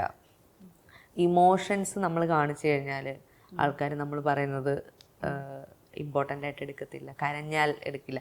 അപ്പം ഇങ്ങനത്തെ റിയാലിറ്റീസൊക്കെ നിൽക്കുമ്പോൾ നമ്മൾക്ക് എങ്ങനെ ഒരു നല്ലൊരു ഔട്ട്കം ഉണ്ടാക്കാനായിട്ട് ഈ ആങ്കറിനെ കുറച്ച് മെരുക്കാനായിട്ട് എനിക്ക് പറ്റിയിട്ടുണ്ട്. അതുകൊണ്ട് പണ്ടാണ് ഞാൻ ഭയങ്കര ഇമ്പൾസീവ്ലി ഭയങ്കര ദേഷ്യപ്പെട്ട് ആൾക്കാരുടെ അടുത്ത് സംസാരിക്കുമായിരുന്നു. റിസർവേഷൻ്റെ കാര്യത്തിൽ ഒരു തവണ നമ്മൾ ഇങ്ങനെ ഒരു ഫ്രണ്ട്സ് ഗ്രൂപ്പിൽ സംസാരിക്കുകയാണ്. അപ്പോൾ അതിൽ ഒരു റിട്ടയർഡ് ടീച്ചർ ഉണ്ടായിരുന്നു, ഒരു പാവ സ്ത്രീ കേട്ടോ, സോറി. അപ്പം ഇവരിങ്ങനെ പറയാണ് എന്തിനാണ് റിസർവേഷൻ കൊടുക്കുന്നതെന്ന് വെച്ചപ്പോൾ എനിക്ക് ഭയങ്കര ദേഷ്യം വന്നു. ഞാൻ എന്നിട്ട് അവരുടെ മുഖത്തൊക്കെ ഇങ്ങനെ പറഞ്ഞു, നിങ്ങളെപ്പോലുള്ള അധ്യാപകരാണ് ഞങ്ങളെപ്പോലുള്ള കുട്ടികൾക്ക് ട്രോമറ്റൈസ് ചെയ്യുന്നത്. ഭയങ്കര റൂഡാണ്, like it's very rude to say that. But still ഞാൻ പുള്ളിക്കാരത്തിയെ ട്രോമറ്റൈസ് ചെയ്തു. പുള്ളിക്കാരത്തി അവരുടെ ഫുള്ള് ലൈഫിനെ ഇങ്ങനെ ഇവാലുവേറ്റ് ചെയ്യാൻ തുടങ്ങി. എന്നിട്ട് ഞാൻ ഭയങ്കര ഒരു ആംഗ്രി റെസ്പോൺസാണ് അവിടെ ചെയ്തത്. ലൈക്ക് അവരെ ഞാൻ പേഴ്സണലി അറ്റാക്ക് ചെയ്തു. പക്ഷെ ഇപ്പോഴാണെങ്കിൽ ഞാൻ അങ്ങനെ ആയിരിക്കില്ല. ഞാൻ ചിലപ്പോൾ എനിക്ക് ഇവർ ഇമ്പോർട്ടൻ്റ് ആണ്, ഇവർ നല്ല സ്ത്രീയാണെന്ന് തോന്നിക്കഴിഞ്ഞാൽ ഞാൻ ചിലപ്പം ക്ഷമയോടുകൂടി ചിലപ്പോൾ സംസാരിക്കുമായിരിക്കും, അല്ലെങ്കിൽ ഞാനത് വെറുതെ വിടുമായിരിക്കും. അതൊക്കെ എനിക്ക് ചോയ്സ് ഉണ്ട്, ഏത് രീതി വേണമെങ്കിലും റെസ്പോണ്ട് ചെയ്യാം. ദേഷ്യപ്പെട്ട് തന്നെ പറയണമെങ്കിൽ അങ്ങനെയും ചെയ്യാം. പക്ഷെ അന്നൊരു ചോയ്സ് ഇല്ലായിരുന്നു, ഇമ്പൾസീവ് ആയിരുന്നു.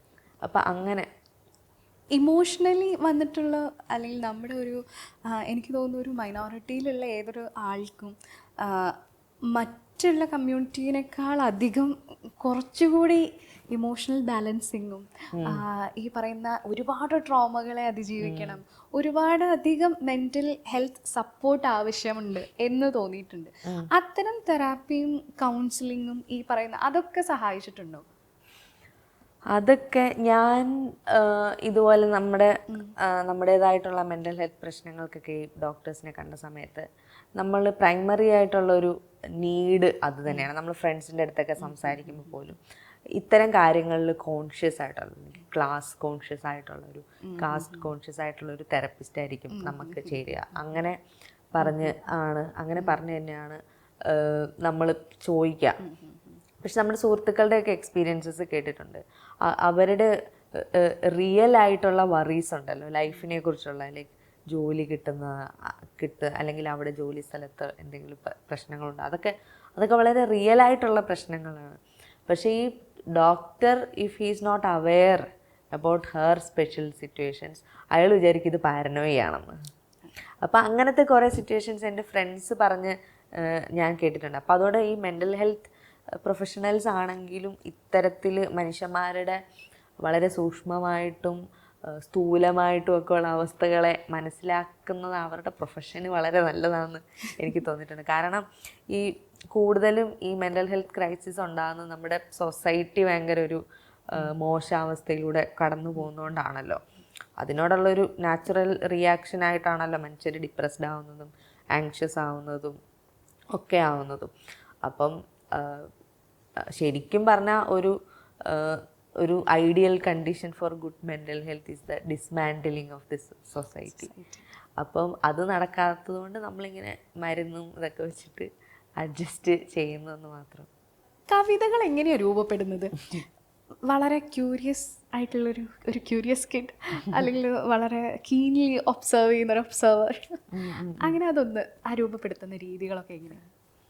കവിത ആക്ച്വലി നമ്മുടെ ചുറ്റും നോക്കിയാൽ തന്നെ ഒരുപാട് കവിത ഉണ്ട് എല്ലായിടത്തും. ഇങ്ങനെ കവിതയുടെ രൂപത്തിലല്ലെന്ന് മാത്രമേ ഉള്ളൂ, നമ്മളതിനെ കണ്ട് എടുത്ത് നമ്മൾ എഴുതി വെച്ചാൽ മാത്രം മതി.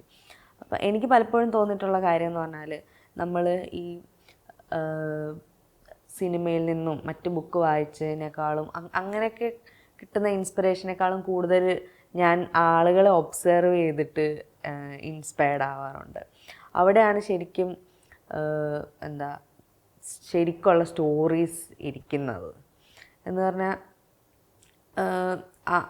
ഇനിയും അൺഎക്സ്പ്ലോർഡ് ആയിട്ടുള്ള ഏരിയകളുണ്ട് മനുഷ്യൻ്റെ ജീവിതത്തിൽ തന്നെ, മനുഷ്യൻ്റെ മനസ്സിൽ തന്നെ അൺഎക്സ്പ്ലോർഡ് ആയിട്ടുള്ള കാര്യങ്ങളുണ്ട്.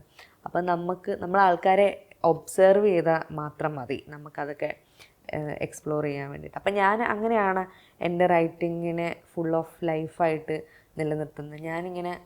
ഞാൻ ഈവ്സ് ഡ്രോപ്പ് ചെയ്യും ആൾക്കാർ സംസാരിക്കുമ്പോഴൊക്കെ. ലൈക്ക് ബസ്സിലൊക്കെ പോകുമ്പം ആരെങ്കിലുമൊക്കെ എന്തെങ്കിലും സംസാരിക്കുമ്പോൾ ഞാൻ പെട്ടെന്ന് ഒരു ചെറിയ പീസ് ഓഫ് ഡയലോഗൊക്കെ ആയിരിക്കും ഞാൻ കേൾക്കുന്നത്. അപ്പം ഞാൻ അതെന്തായിരിക്കും അവർ അതിൻ്റെ ബാക്കി ആലോചിക്കും. ലൈക്ക് അവർ കല്യാണത്തിന് വിളിച്ചില്ല എന്നൊക്കെ ആയിരിക്കും പറയുന്നത്. അപ്പം ഞാൻ ഇങ്ങനെ ആലോചിക്കും എന്തായിരിക്കും കല്യാണത്തിന് വിളിക്കാൻ. അപ്പം ഞാൻ എന്നിട്ട് അവരെ ഒബ്സർവ് ചെയ്യും.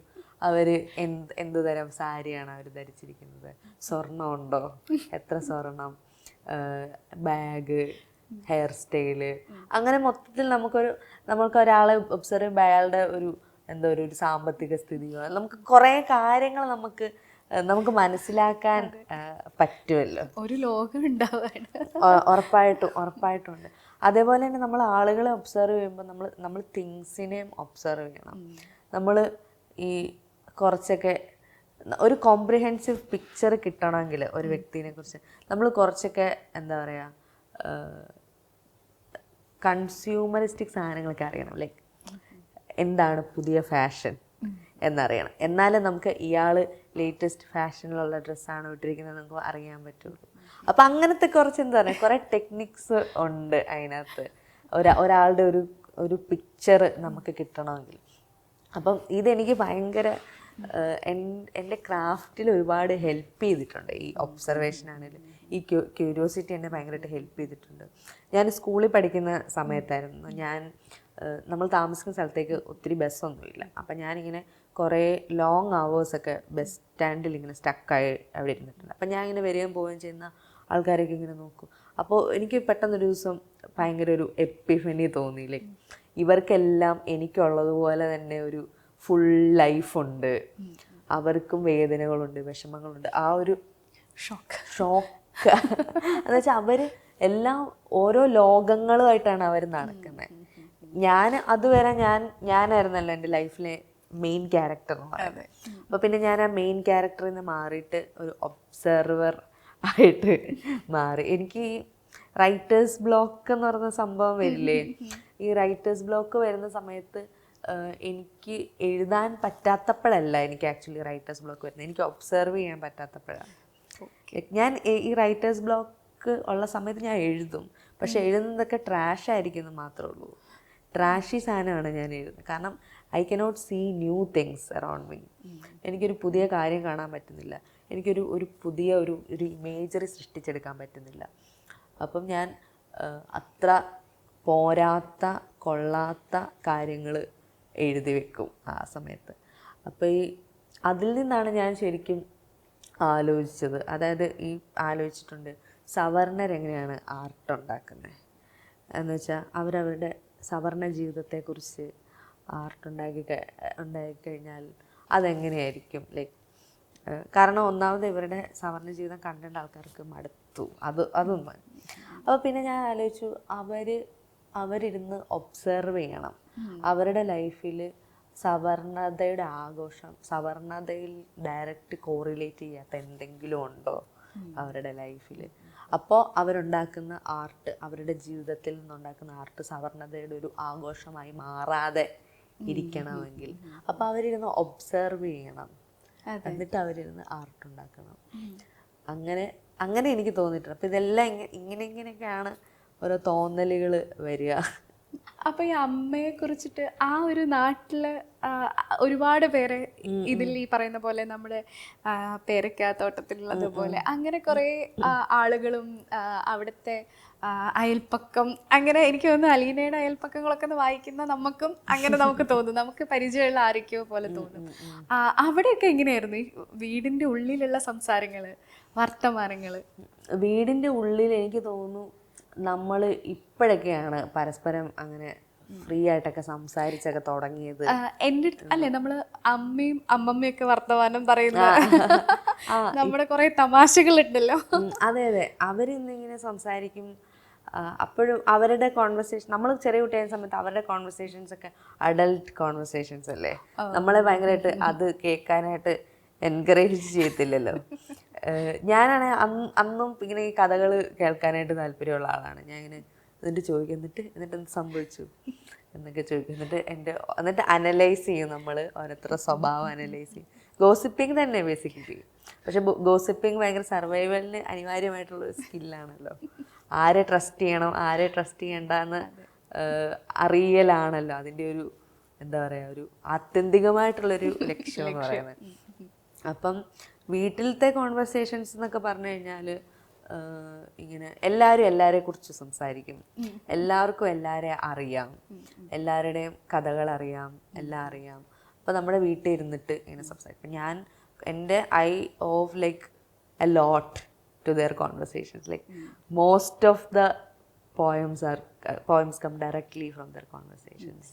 ഈവൻ ഞാൻ ചില ഡയലോഗ്സ് ഒക്കെ അതേപോലെ തന്നെ എഴുതി വെച്ചിട്ടുണ്ട് എന്ന് തോന്നുന്നുണ്ട്. ലൈക്ക് നമ്മുടെ ഒരു ദളിത് ഫെമിനിസവും ഒരു സവർണ ഫെമിനിസവും തമ്മിൽ അതിനെ ഏതൊരു പോയിന്റിലാണ്, അല്ലെങ്കിൽ ആ ഒരു ലൈൻ ഓഫ് ഇതുണ്ടല്ലോ, ഒരു ബൗണ്ടറി ഉണ്ടല്ലോ, അതിനെ പരസ്പരം കമൻറ്റ് ചെയ്യുന്ന സമയത്താണെങ്കിലും മനസ്സിലാക്കാൻ ശ്രമിക്കുന്ന സമയത്താണെങ്കിലും അത്തരം മനസ്സിലാക്കലുകൾ നടത്തുന്നത് കാണുന്ന സമയത്ത് അലീനയ്ക്ക് എന്താ തോന്നാറുള്ളത്?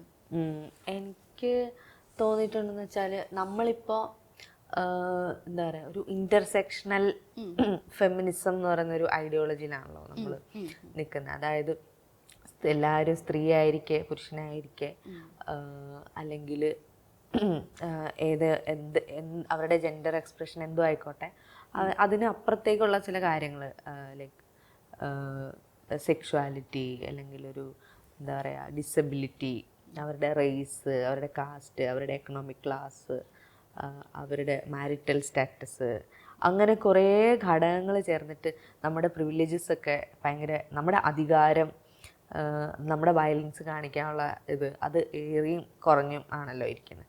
അപ്പോൾ അത്തരത്തിലുള്ള ഡിഫറൻസസിനെ മനസ്സിലാക്കി അതിനെ ഉൾക്കൊണ്ട് ആ രീതിയിൽ നമ്മുടെ എന്താ പറയുക, ഒരു നീതിക്ക് വേണ്ടിയുള്ള ആവശ്യങ്ങൾ ആ രീതിയിൽ നമ്മൾ റീഡിസൈൻ ചെയ്യുക. ഒരു വൺ സൈസ് ഫിറ്റ്സ് ഓൾ എന്നുള്ളൊരു ഐഡിയ അല്ലാതെ എല്ലാവർക്കും ഡിഫറെൻറ്റ് നീഡ്സ് ആണ് ഉള്ളത്. അപ്പോൾ ആ ഡിഫറൻസസിനെ കൂടെ ഉൾക്കൊള്ളുന്ന രീതിയിൽ വലുതായി ചിന്തിക്കുക എന്നുള്ള ഇതാണല്ലോ ഇവിടെ വരുന്നത്. പക്ഷെ നമ്മൾ സ്വാഭാവികമായിട്ട് സംഭവിക്കുകയെന്ന് വെച്ചാൽ കൂടുതൽ റിസോഴ്സസും കൂടുതൽ അധികാരവും കൂടുതൽ മൂലധനമുള്ള ആളുകളുടെ ശബ്ദമായിരിക്കും ഒച്ചത്തിൽ കേൾക്കുക. അപ്പോൾ അതുകൊണ്ട് ഇപ്പോൾ ഇന്ത്യയിലെ ഒരു സിറ്റുവേഷൻ നോക്കുകയാണെങ്കിൽ അത് സവർണരാണ്. അപ്പോൾ ഫെമിനിസം എന്ന് പറയുമ്പോൾ അത് സവർണ സ്ത്രീകളുടെ ഫെമിനിസമാണ്. ഫാഷൻ അത് സവർണരുടെ ഫെമിനിസമാണ്. പാട്ട് അത് സവർണരുടെ പാട്ടാണ്. അപ്പോൾ അതേപോലെ തന്നെ ഫെമിനിസം സവർണറുടെ ഫെമിനിസമാണ്. അപ്പോൾ അതുകൊണ്ട് നമ്മൾ പലപ്പോഴും ഈ സവർണരെ സംബന്ധിച്ചിടത്തോളം അവർ ഈ ഒരു കാസ്റ്റ് കോൺഷ്യസ് അല്ല എന്നുണ്ടെങ്കിൽ ചിലപ്പോൾ അതറിയാവുന്ന ആളുകളും ഈ മിസ്റ്റേക്ക് ചെയ്യാറുണ്ട്. അവരുടെ അനുഭവങ്ങളെ അവർ ജനറലൈസ് ചെയ്യും. അവരുടെ അനുഭവങ്ങൾ എല്ലാവർക്കും ഉള്ള അനുഭവങ്ങൾ, ദളിതരുടെ അനുഭവങ്ങൾ ദളിതർക്ക് മാത്രമുള്ള അനുഭവങ്ങൾ, അങ്ങനെയാണ് അതിനെ മനസ്സിലാക്കുക. പക്ഷേ അവരുടെ പല അനുഭവങ്ങളും അവരുടെ ജാതി മൂലം ഉണ്ടാകുന്ന അനുഭവങ്ങളാണ്. എസ്പെഷ്യലി സ്ത്രീകളുടെ കാര്യം, സ്ത്രീകൾ അവരുടെ ശരീരത്തെക്കുറിച്ചുള്ള ആധികൾ, അല്ലെങ്കിൽ അവർക്ക് വരുന്ന റെസ്ട്രിക്ഷൻസ്, അങ്ങനത്തെ കുറേ കാര്യങ്ങളൊക്കെ അവരുടെ ജാതി മൂലം അവർക്ക് ഉണ്ടാകുന്നുണ്ട്. പക്ഷെ അവർക്ക് ജാതിയെ അഡ്രസ്സ് ചെയ്യാൻ അവർക്ക് താല്പര്യമില്ലല്ലോ. അപ്പോൾ അതുകൊണ്ടാണ് അവരുടെ പ്രശ്നങ്ങളെല്ലാം യൂണിവേഴ്സൽ വുമൺഹുഡിൻ്റെ പ്രശ്നങ്ങളാക്കിയിട്ട് മാറ്റുന്നത്. ഞാൻ അലീനയുടെ വായിക്കുന്ന സമയത്ത് എനിക്ക് തോന്നിയതാണ്, ഇംഗ്ലീഷ് എന്നിട്ടുള്ളൊരു ലാംഗ്വേജിനെ അലീന ഹാൻഡിൽ ചെയ്യുന്നത്, അതിനെ ആ ഒരു ലാംഗ്വേജിനോടുള്ള ഒരു അതിന് ഒരു ബോധപൂർവമായിട്ടുള്ളൊരു തീരുമാനമാണോ അത്? അത് ആക്ച്വലി ഞാനൊരു 8ാം ക്ലാസ്സിലൊക്കെ എത്തുമ്പോഴാണ് ഞാൻ ശരിക്കും ഇംഗ്ലീഷ് കൈകാര്യം ചെയ്യാനൊക്കെ പഠിക്കുന്നത്, കുറച്ചെങ്കിലുമൊക്കെ. അപ്പോൾ ആ ഭാഷ അറിയാം എന്നുള്ളത് കൊണ്ട് അതെനിക്ക് തന്നിട്ടുള്ള കോൺഫിഡൻസ് ഉണ്ടല്ലോ, അത് ഭയങ്കര വലുതാണ്. കാരണം നമ്മുടെ ഭയങ്കര ഒരു യൂറോ സെൻട്രിക് ആയിട്ടുള്ള ഒരു എന്താ ഇംഗ്ലീഷ് ഒരു കോളനൈസ്ഡ് ഇതാണല്ലോ. അത് മാത്രമല്ല, നമ്മുടെ ആവശ്യങ്ങൾക്കും നിത്യജീവിത സാധനങ്ങൾക്കെല്ലാം ഇംഗ്ലീഷ് അത്യാവശ്യമായിട്ട് വേണം തന്നെ. എനിക്ക് ഇംഗ്ലീഷ് അറിഞ്ഞുകൂടായിരുന്നെങ്കിൽ ഞാൻ ഇപ്പോൾ ഇവിടെ നിന്ന് സംസാരിക്കുക പോലും ഇല്ല. കാരണം അത്രയും എന്നെ ഇൻഫ്ലുവൻസ് ചെയ്തിട്ടുള്ള ഒരു കാര്യമാണ് ഇത് അറിയാമെന്നുള്ളത്. എന്നെ അത്രയും കോൺഫിഡൻസ് ബിൽഡ് ചെയ്യാനായിട്ട് ഹെൽപ്പ് ചെയ്തിട്ടുള്ളത്. കുറേ പുറത്ത് നടക്കുന്ന കാര്യങ്ങൾ അറിയാം എന്നുള്ള അറിയാനൊക്കെ ആയിട്ടുള്ള ഒരു മീഡിയം ആയിരുന്നല്ലോ ഇംഗ്ലീഷിനെ സംബന്ധിച്ചിടത്തോളം. ആ ഒരു ജസ്റ്റ് ഒരു കമ്മ്യൂണിക്കേഷൻ്റെ ഒരു മീഡിയം എന്നതിനുപരി എന്തൊക്കെയൊക്കെയോ ആണ് ആ ഭാഷ. അതേസമയം ഇപ്പം നമുക്കൊരു ഭാഷ നമുക്കത് വായിക്കാൻ അറിഞ്ഞുകൂടാ, നമുക്കത് അറിഞ്ഞുകൂടാങ്കിൽ നമുക്ക് ആ ഭാഷ അറിയാമെങ്കിൽ പോലും നമുക്കത് വായിക്കാൻ അറിഞ്ഞുകൂടാന്നുണ്ടെങ്കിൽ നമ്മൾ ആ ഒരു എൻറ്റയർ ലിറ്ററേച്ചറിൽ നിന്ന് കട്ട് ഓഫ് ആവുമല്ലേ. തമിഴ് എനിക്ക് വായിക്കാൻ അറിഞ്ഞുകൂടാ, പക്ഷെ കേട്ടാൽ മനസ്സിലാവും, അങ്ങനെയൊക്കെ പറ്റും. പക്ഷെ അത് ഞാൻ എൻ്റെ സ്ക്രിപ്റ്റ് പഠിക്കുവാണെങ്കിൽ എനിക്കത് ഫുള്ള് ഓപ്പൺ ആവും. അപ്പോൾ ഈ ഭാഷ എന്ന് പറയുന്നത് അത് ഭയങ്കര ഒരു കോംപ്ലെക്സ് സാധനമാണ്. നമ്മൾ സോഷ്യോളജിക്കൽ നോക്കുവാണെങ്കിലും അങ്ങനെ പൊളിറ്റിക്കലി ഒക്കെ നോക്കുവാണെങ്കിലും. പക്ഷെ എന്നെ ഭയങ്കരമായിട്ട് ഇൻഫ്ലുവൻസ് ചെയ്തിട്ടുണ്ട് ഈ ഭാഷ. ലൈക്ക് ഒരു വ്യക്തി എന്നുള്ള നിലയിൽ ഒരു ഐഡൻറ്റിറ്റി ഫോം ചെയ്യാനും ഈ കോൺഫിഡൻസും സെൽഫ് എസ്റ്റീം ഒക്കെ ഉണ്ടാക്കാനൊക്കെ എന്നെ ഭയങ്കരമായിട്ട് ഇത് ഹെൽപ്പ് ചെയ്തിട്ടുണ്ട്. അതിൽ നിന്നാണല്ലോ മൈ ഇംഗ്ലീഷ് എന്ന് പറഞ്ഞ കവിത തന്നെ ഉണ്ടാകുന്നത്. അതിനെക്കുറിച്ച് അത് ബേസിക്കലി ഞാനൊരു പോയറ്റ് അവരുടെ വിക്കിപീഡിയ പേജ് വായിച്ചുകൊണ്ടിരിക്കുമ്പോഴത്തേനും ഒരു മാർജിനലൈസ്ഡ് ബാക്ക്ഗ്രൗണ്ട്സ് എന്നുള്ളൊരു പോയറ്റാണ്. അപ്പോൾ അതിൽ ക്രിറ്റിസിസം എന്ന് പറയുന്നൊരു വിക്കിപീഡിയയിൽ അങ്ങനെയൊക്കെയാണല്ലോ വരിക, ആ ഒരു ഇത് കണ്ടു. അപ്പം ഞാനത് ഓപ്പൺ ചെയ്ത് നോക്കിയപ്പം അതിനകത്ത് ഒരു ക്രിറ്റിസിസം മീൻസ് ലൈക്ക് അവരുടെ റൈറ്റിങ്ങിൽ ഗ്രാമർ മിസ്റ്റേക്ക് ഉണ്ട് എന്നുള്ളതായിരുന്നു ഒരു ക്രിറ്റിസിസം. എനിക്ക് അത് ഭയങ്കര വിയേർഡായിട്ട് തോന്നി. അതാണോ ഒരാളെക്കുറിച്ചുള്ള ഒരു ക്രിട്ടിസൈസ് ചെയ്യേണ്ട പോയിന്റ്? ഒരു അക്കംപ്ലിഷ്ഡ് ഓഥറിനെ ക്രിട്ടിസൈസ് ചെയ്യുന്നത് അവരുടെ വേർഡ്സിലെ സ്പെല്ലിംഗ് മിസ്റ്റേക്ക് വെച്ചിട്ടാണോ ക്രിട്ടിസൈസ് ചെയ്യേണ്ടത്? അപ്പോൾ ഈ വിക്കിപീഡിയയിൽ റെഫറൻസ് വെക്കുമല്ലോ, അപ്പോൾ അതിൽ ആ റെഫറൻസ് വെച്ചിരിക്കുന്ന ആർട്ടിക്കിൾ ഞാൻ പോയി വായിച്ചു നോക്കി. അതൊരു ഭയങ്കര ഒരു സംഘാനുഭാവ ഒരു സംഘി ജേർണലിസ്റ്റിൻ്റെ ഒരു ആർട്ടിക്കിളായിരുന്നു. അപ്പോൾ എനിക്ക് തോന്നിയതുപോലെ ഇംഗ്ലീഷിലുള്ള നമ്മുടെ പരിജ്ഞാനം വെച്ചിട്ടാണല്ലോ ആളുകൾ നമ്മൾ സിഗ്നിഫിക്കൻ്റ് ആണോ അല്ലയോ എന്നുള്ള കാര്യം തീരുമാനിക്കുന്നത്. ഇപ്പോൾ ഒരു മലയാളി കവി അല്ലെങ്കിൽ ഒരു മലയാളത്തിൽ എഴുതുന്ന ഒരു കവിയെ സംബന്ധിച്ചിടത്തോളം അവർക്ക് ഇംഗ്ലീഷ് അറിയോ ഇല്ലയോ എന്നുള്ളത് മാറ്റർ ചെയ്യേണ്ട കാര്യമില്ല, അവർക്ക് മലയാളം അറിഞ്ഞാൽ മതി. പക്ഷേ ഇംഗ്ലീഷും കൂടെ നിങ്ങൾക്ക് അറിയാമെങ്കിൽ നിങ്ങൾക്ക് കിട്ടുന്ന ഓപ്പർച്യൂണിറ്റീസ് വേറെ ആയിരിക്കും, നിങ്ങൾ എത്തിപ്പെടുന്ന സ്പേസസ് വേറെ ആയിരിക്കും, നിങ്ങൾക്ക് കണക്ട് ചെയ്യാൻ പറ്റുന്ന ആളുകൾ വേറെ ആയിരിക്കും.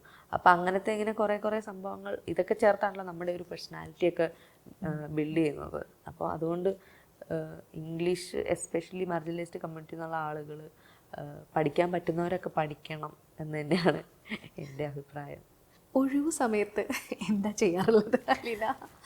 ഒഴിവ് സമയത്ത് ഞാനിങ്ങനെ ഓരോരോ കാര്യങ്ങൾ ഞാൻ ബേസിക്കലി വെറുതെ ഇരിക്കും. ലൈക്ക് എനിക്ക് ഫിസിക്കൽ ലേബർ എടുക്കുന്നത് ഇഷ്ടമില്ല. എനിക്ക് എവിടെയെങ്കിലും അനങ്ങാതെ ഇരുന്നോണ്ട് എന്തെങ്കിലും ചെയ്യുകയാണെങ്കിൽ ഞാൻ നോക്കുകയാണ് ലൈക്ക് വായിക്കുക, ഈ എഴുതുക, അങ്ങനത്തെ പണിയൊക്കെ എനിക്ക് കുഴപ്പമില്ല. അപ്പോൾ ഞാനിങ്ങനെ എനിക്കൊന്നും ചെയ്യാനൊന്നും ഇല്ല എന്നുണ്ടെങ്കിൽ ഞാൻ ഇങ്ങനെ ഈ ഷോപ്പിംഗ് വെബ്സൈറ്റുകൾ നോക്കും, സാധനങ്ങളുടെ വിവരങ്ങൾ നോക്കും, പുതിയ ഫാഷനിലുള്ള ഡ്രസ്സുകൾ ഏതൊക്കെയാണ് എന്ന് നോക്കും, അതിൻ്റെയൊക്കെ വില ഒന്ന് നോട്ട് ചെയ്യും. ഇതൊക്കെ നമുക്ക് ആവശ്യം വരും പിന്നീട് ഇതുപോലെ പിന്നെ എനിക്ക് എന്തെങ്കിലുമൊക്കെ വായിച്ചു കഴിഞ്ഞാൽ അങ്ങനെ ആ രീതിയിൽ പോയി. ഞാൻ കഴിഞ്ഞ ഒരു ഇടയ്ക്ക് ഞാൻ ഇങ്ങനെ സ്വർണത്തിൻ്റെ ഒരു പുറകെയായിരുന്നു. ലൈക്ക് എങ്ങനെയാണ് അതിൻ്റെ പ്രോസസ്സ്, അതിൻ്റെ ഇതങ്ങനെയാണ്, അതിൽ വിവിധമായിട്ടുള്ള ഡിസൈനുകൾ, അപ്പം അതിൽ പണിക്കൂലിയിലെ വ്യത്യാസം എങ്ങനെയാണ്, അപ്പം അങ്ങനത്തെ ഉള്ള രീതിയിൽ ആ ഒരു റിസർച്ചിലാണ്. അപ്പം എനിക്ക് എപ്പോഴും എന്തെങ്കിലുമൊക്കെ ഒരു ടോപ്പിക്ക് കിട്ടും. അപ്പം ഞാൻ അതിനെക്കുറിച്ച് ഇങ്ങനെ വായിച്ച് പഠിച്ച് അങ്ങനെ പോകും. എൻ്റെ അനിയനും ഉണ്ട് ഒരു സെയിം ക്യാരക്ടർ. അലിയനെ കുറിച്ച് ആരും ഒരിക്കലും ചിന്തിക്കാത്ത ഒരു ഹോബി ആയിരിക്കും അത്. അതെ ഞാൻ ഭയങ്കര ഒരു റാബിറ്റ് ഹോളിൽ കയറി കഴിഞ്ഞാൽ ഞാൻ അങ്ങ് പോകും. ഇതുപോലെ കുറേ പക്ഷെ ഇത് നമുക്ക് ഉപകാരപ്പെടും ഇത് കേട്ടോ, എപ്പോഴെങ്കിലൊക്കെ ഉപകാരപ്പെടും. എനിക്കങ്ങനെ ഒരു കാര്യം ഞാൻ അറിഞ്ഞിട്ട് എനിക്കത് ഉപകാരപ്പെടാഞ്ഞൊരു സാഹചര്യം വന്നിട്ടില്ല. ലൈക്ക് എന്തെങ്കിലുമൊക്കെ ഏതെങ്കിലും ഒരു തരത്തിൽ നമുക്ക് ഉപകാരപ്പെടും. നമ്മുടെ ഇത് ഉള്ളിലേക്ക് നമ്മൾ കൊടുക്കുന്ന ഫീഡ് ചെയ്യുന്ന കാര്യങ്ങൾ എല്ലാം ഇമ്പോർട്ടൻ്റ് ആണെന്ന് എനിക്ക് തോന്നിട്ട് ഒന്നും വെറുതെ ആയി പോകത്തില്ല. ഈ ഒരു ഒബ്സർവേഷൻ കാരണം എന്തെങ്കിലും മണ്ടത്തരത്തിൽ നിന്ന് രക്ഷപ്പെട്ടിട്ടുണ്ടോ?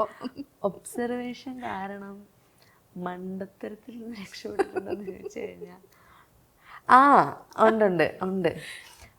എനിക്കിത് തോന്നിയിട്ടുള്ളത് നമുക്ക് ആൾക്കാരെ പെട്ടെന്ന് റീഡ് ചെയ്യാൻ പറ്റും. പെട്ടെന്ന് പറഞ്ഞാൽ നമ്മുടെയൊക്കെ ട്രസ്റ്റ് എന്ന് പറയുന്ന സംഭവമുണ്ട്. നമുക്ക് ഞാൻ എപ്പോഴും വിചാരിക്കുന്നൊരു കാര്യമാണ്, ആൾക്കാരെ ട്രസ്റ്റ് ചെയ്യരുത്, പക്ഷെ അക്കാര്യത്തിൽ നമുക്കൊരു ചോയ്സ് വേണം. ഈ ട്രസ്റ്റ് ഇഷ്യൂസ് കാരണം നമ്മൾ ട്രസ്റ്റ് ചെയ്യാതിരിക്കുന്നത് അത് ഭയങ്കര പെയിൻഫുള്ളാണ്. പക്ഷെ നമുക്ക് ചൂസ് ചെയ്യാൻ പറ്റണം, ഇയാളെ ട്രസ്റ്റ് ചെയ്യണോ വേണ്ടയോ എന്നുള്ളൊരു ചോയ്സ് നമ്മുടെ ആയിരിക്കും. പക്ഷെ ചെയ്യരുത്, മോസ്റ്റ് ഓഫ് ദ ടൈം ചെയ്യരുത്. പക്ഷെ ഞാനിങ്ങനെ കൂടുതലും ഇങ്ങനെ ഈ ആൾക്കാരെ റീഡ് ചെയ്യാൻ പറ്റും. അത് ഈ ഒരു റൈറ്റർ ആയതുകൊണ്ടാണെന്നാണ് ഞാൻ വിചാരിക്കുന്നത് കേട്ടോ. നമുക്ക് കുറച്ചും കൂടെ എല്ലാ ആൾക്കാരുടെ മോട്ടീവ്സ്, ക്യാരക്ടേഴ്സിൻ്റെ മോട്ടീവ്സ് ഒക്കെ മനസ്സിലാക്കേണ്ട ഒരു ആവശ്യകത ഉണ്ടല്ലോ. അപ്പോൾ ഇങ്ങനെ ആൾക്കാരെ ഇങ്ങനെ നമുക്ക് പാറ്റേൺസ് പെട്ടെന്ന് നോട്ടീസ് ചെയ്യാൻ പറ്റും, അങ്ങനത്തെ കാര്യങ്ങളൊക്കെ പറ്റും. അപ്പം അതുകൊണ്ട് ഞാനിങ്ങനെ ഈ ഡേഞ്ചറസ് ആയിട്ടുള്ള ആൾക്കാരുടെ അടുത്തു നിന്നൊക്കെ ഊരിപ്പോരാനൊക്കെ എനിക്ക് പറ്റിയിട്ടുണ്ട്. ലൈക്ക് ഒരാളുമായിട്ട് ഒരു ടോക്സിക് ബന്ധത്തിലാണെങ്കിൽ നമുക്ക് എങ്ങനെ ഏത് മെത്തേഡാണ് ഇയാൾക്ക് പ്രയോഗിക്കേണ്ടത്, സ്ട്രാറ്റജൈസ് ചെയ്യാൻ പറ്റും. നമുക്ക് കാൽക്കുലേറ്റഡ് ആവാൻ പറ്റും. ചില ആൾക്കാർ വിചാരിക്കും നമ്മളെന്തോ ഒരു ടോക്സിക് വ്യക്തിയാണെന്ന്. അതായത് നമ്മൾ ഭയങ്കര കാൽക്കുലേറ്റഡ്, നമുക്കറിയാം എന്താണ് പറയേണ്ടത്, എപ്പോൾ എന്ത് പറയണം, അങ്ങനത്തെ കാര്യങ്ങൾ നമുക്കറിയാകുമ്പോൾ ഈ ഒരു ആവറേജ് ഇതുള്ള ആൾക്കാർ വിചാരിക്കും നമ്മൾ ഭയങ്കര ടോക്സിക് ആണെന്ന്. പക്ഷേ ശരിക്കും നമ്മൾ ടോക്സിക് ആവുന്നതല്ല. According to me that is common sense. Like എന്താ വെച്ചാൽ ഈ കാൽക്കുലേറ്റഡ് ആവുക എന്ന് പറയുന്നത് ഇൻഹറൻ്റ്ലി ഈവിളായ ഒരു സംഭവമല്ലല്ലോ. നമ്മൾ ആ ഒരു പരിപാടി വെച്ചിട്ട് നമ്മൾ എന്താണ് ചെയ്യുന്നതെന്നുള്ളതാണല്ലോ നമ്മൾ ഇത് സർവൈവ് ചെയ്യാൻ വേണ്ടിയിട്ടാണ് നമ്മൾ ഉപയോഗിക്കുന്നത്. അല്ലെങ്കിൽ ചില കാര്യങ്ങൾ നമുക്ക് ഓട്ടോമാറ്റിക്കലി ഒബ്വിയസ് ആണല്ലോ, നമുക്ക് സ്റ്റോക്ക് ചെയ്ത് കണ്ടുപിടിക്കേണ്ട കാര്യമില്ലല്ലോ. ചില കാര്യങ്ങൾ ഒബ്വിയസ് ആയിരിക്കും. അപ്പം ഈ ആവറേജ് ആയിട്ട് ചിന്തിക്കുന്ന ആൾക്കാർക്ക് ഇത് പിടികിട്ടൂല അല്ലെ. അപ്പം അവർ വിചാരിക്കും ഇതെന്തോ മാനിപ്പുലേറ്റീവ് തിങ് ആണ് അങ്ങനെയൊക്കെ. അപ്പം ഇങ്ങനെ ആൾക്കാരെ നമുക്ക് സേഫ് ആവാൻ പറ്റിയിട്ടുണ്ട് റിലേഷൻഷിപ്പുകൾ ഈ പറയുന്ന പോലെ നമുക്ക് ടോക്സിക് ബന്ധങ്ങളിൽ അതെ സ്ട്രാറ്റജൈസ് ചെയ്യാനൊക്കെ. ശരിക്കും അതൊക്കെ നമുക്ക് എസെൻഷ്യൽ ആയിട്ടുള്ള സ്കില്ല് തന്നെയല്ലേ. ഈ സ്ട്രാറ്റജിക് ആവുക, കാൽക്കുലേറ്റഡ് ആവുക, കെയർഫുൾ ആവുക. അതെ അത് അങ്ങനെ അല്ലാത്ത ആൾക്കാർക്ക് അത് അങ്ങനത്തെ ക്വാളിറ്റീസ് ഒരാളിൽ കാണുമ്പോൾ അവർക്ക് എന്താ പറയുക, അവരതിനെ നെഗറ്റീവ്ലി ആണ് വ്യാഖ്യാനിക്കുന്നത്. പക്ഷെ ഞാൻ ഇതൊക്കെ ഒരു മനുഷ്യനിൽ ഭയങ്കര നല്ല ക്വാളിറ്റീസ് ആയിട്ടാണ് ഞാൻ കാണുന്നത്. നിങ്ങൾ കാൽക്കുലേറ്റഡ് ആണോ? നിങ്ങൾ കാൽക്കുലേറ്റഡിൻ്റെ അർത്ഥം എന്താ? നമ്മളൊരു ആക്ഷൻ ചെയ്യുമ്പോൾ അതിന് എന്തൊക്കെ തരത്തിലുള്ള കോൺസിക്വൻസസ് ഉണ്ടാകും എന്ന് നമ്മൾ മനസ്സിലാക്കുക അത് ചെയ്യുന്നതിന് മുന്നേ. അല്ലെങ്കിൽ ഇങ്ങനെ ഒരു കോൺസിക്വൻസ് വന്നു കഴിഞ്ഞാൽ അതിനെ നമുക്ക് എങ്ങനെ സോർട്ട് ചെയ്യാം എന്ന് ഓൾറെഡി തന്നെ മനസ്സിലാക്കുക. അങ്ങനത്തെ ഒരു സംഭവമാണ്. അത് ഒരു നല്ല കാര്യമല്ലേ? തീർച്ചയായിട്ടും. നമ്മൾ നേരത്തെ ഇന്നർ സെൽഫ് ഓർ നമ്മളെക്കാൾ ഒരു ചെറിയ നമ്മളോട് തന്നെ സംസാരിക്കുന്നത് പറയുന്ന പോലെ തന്നെ ഇപ്പോൾ ഒരു റിച്ചപ്പൻ്റെ കാര്യം പറയുകയാണെങ്കിൽ നമ്മുടെ ഒരു യങ്ങർ ജനറേഷനാണ്. എങ്ങനെയാണ് കമ്മ്യൂണിക്കേഷൻ എന്ന് പറഞ്ഞാൽ ഈ എൻ്റെ അനിയൻ്റെ ജനറേഷൻ എന്ന് പറഞ്ഞു കഴിഞ്ഞാൽ ജെന്നാൽഫ എന്നൊക്കെ പറയുന്ന ആ ജനറേഷൻ, അവർ ജനിച്ച് വന്നത് തന്നെ ഈ ടെക്നോളജിയിലും അങ്ങനെയൊക്കെയാണ്. അപ്പോൾ അവർക്ക് കുറച്ചും എനിക്ക് തോന്നുന്നു നമ്മൾ ടീനേജിൽ സ്ട്രഗിൾ ചെയ്തതിനേക്കാളും കൂടുതൽ അവർ ഇപ്പോൾ സ്ട്രഗിൾ ചെയ്യുന്നുണ്ട്. കാരണം നമ്മൾ ഒരു മോശം ഡ്രസ്സ് ഇട്ട് കഴിഞ്ഞാൽ നമ്മുടെ ക്ലാസ്സിലെ 1-2 വെടക്ക് പിള്ളേരെ നമ്മളെ കളിയാക്കുകയുള്ളൂ.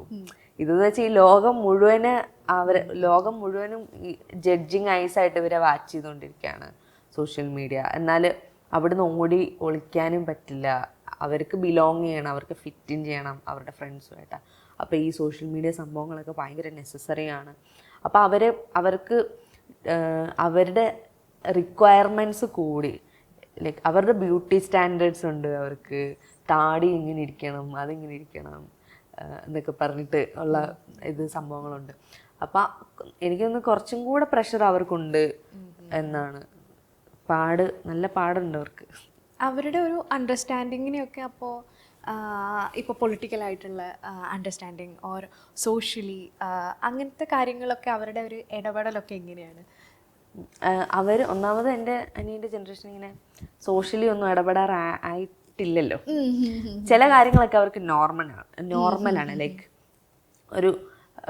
ഒരു ഡിസേബിൾഡ് ആളെ കളിയാക്കരുത്, അതവർക്ക് നോർമലാണ്. എനിക്ക് തോന്നിയിട്ടുള്ളത് അത് കോമൺ സെൻസ് ആണ്. പക്ഷെ നമ്മുടെ ജനറേഷനിലെ ആൾക്കാരെ അത് പറഞ്ഞ് പഠിപ്പിച്ച് കൊടുക്കേണ്ടത്. അതേപോലെ തന്നെ സ്ത്രീകളുടെ അടുത്ത് ഇടപെടുമ്പോൾ അല്ലെങ്കിൽ അവർക്ക് കൃത്യമായിട്ടൊരു ബോഡി ബൗണ്ടറിയും എല്ലാം കുറച്ചും കൂടി അവർക്ക് വളരെ എന്താ പറയാ ഓർഗാനിക്കലി അവർക്ക് അതെല്ലാം ഉണ്ട്. നമ്മളിങ്ങനെ ഈ പറയുന്ന പോലെ സ്കൂളിൽ അല്ലെങ്കിൽ നമ്മൾ വളർന്നു വരുന്ന സമയത്ത് നമ്മൾ പഠിച്ച കുറെ കാര്യങ്ങൾ ഈ പറയുന്ന പോലെ അവർക്ക് ഉണ്ട് എന്നുള്ളത് തന്നെയാണ് എനിക്ക് തോന്നുന്നത്. അപ്പൊ നിങ്ങൾ രണ്ടുപേരും തമ്മിലുള്ള ഒരു സിസ്റ്റർ ബ്രദർ കോൺവെർസേഷനിൽ ഇതൊക്കെ വരാറുണ്ടോ? നമ്മളിങ്ങനെ ഞാൻ കൂടുതലും അവൻ എന്താണ് ചിന്തിക്കുന്നതെന്ന് അറിയാനുള്ള കൈൻഡ് ഓഫ് കോൺവെർസേഷൻസ് ആണ്. അങ്ങനെയാണ് ഞാൻ ചോദിക്കുക. അപ്പോൾ അവനാണെങ്കിൽ അവൻ ഭയങ്കര പ്രൈവറ്റ് പേഴ്സൺ ആണ്. അപ്പോൾ അവൻ അതുകൊണ്ട് വളരെ നൈസ്ലി അതിനൊക്കെ ആൻസർ ചെയ്യത്തുള്ളൂ. പിന്നെ ഭയങ്കര സ്വീറ്റ് കിഡ് എന്ന് പറയത്തില്ല. No teenager is sweet in the whole teenaging history എടുത്ത് നോക്കിയാൽ സ്വീറ്റ് ആയിട്ടുള്ള ഒരു ടീനേജർ ഉണ്ടാവില്ല.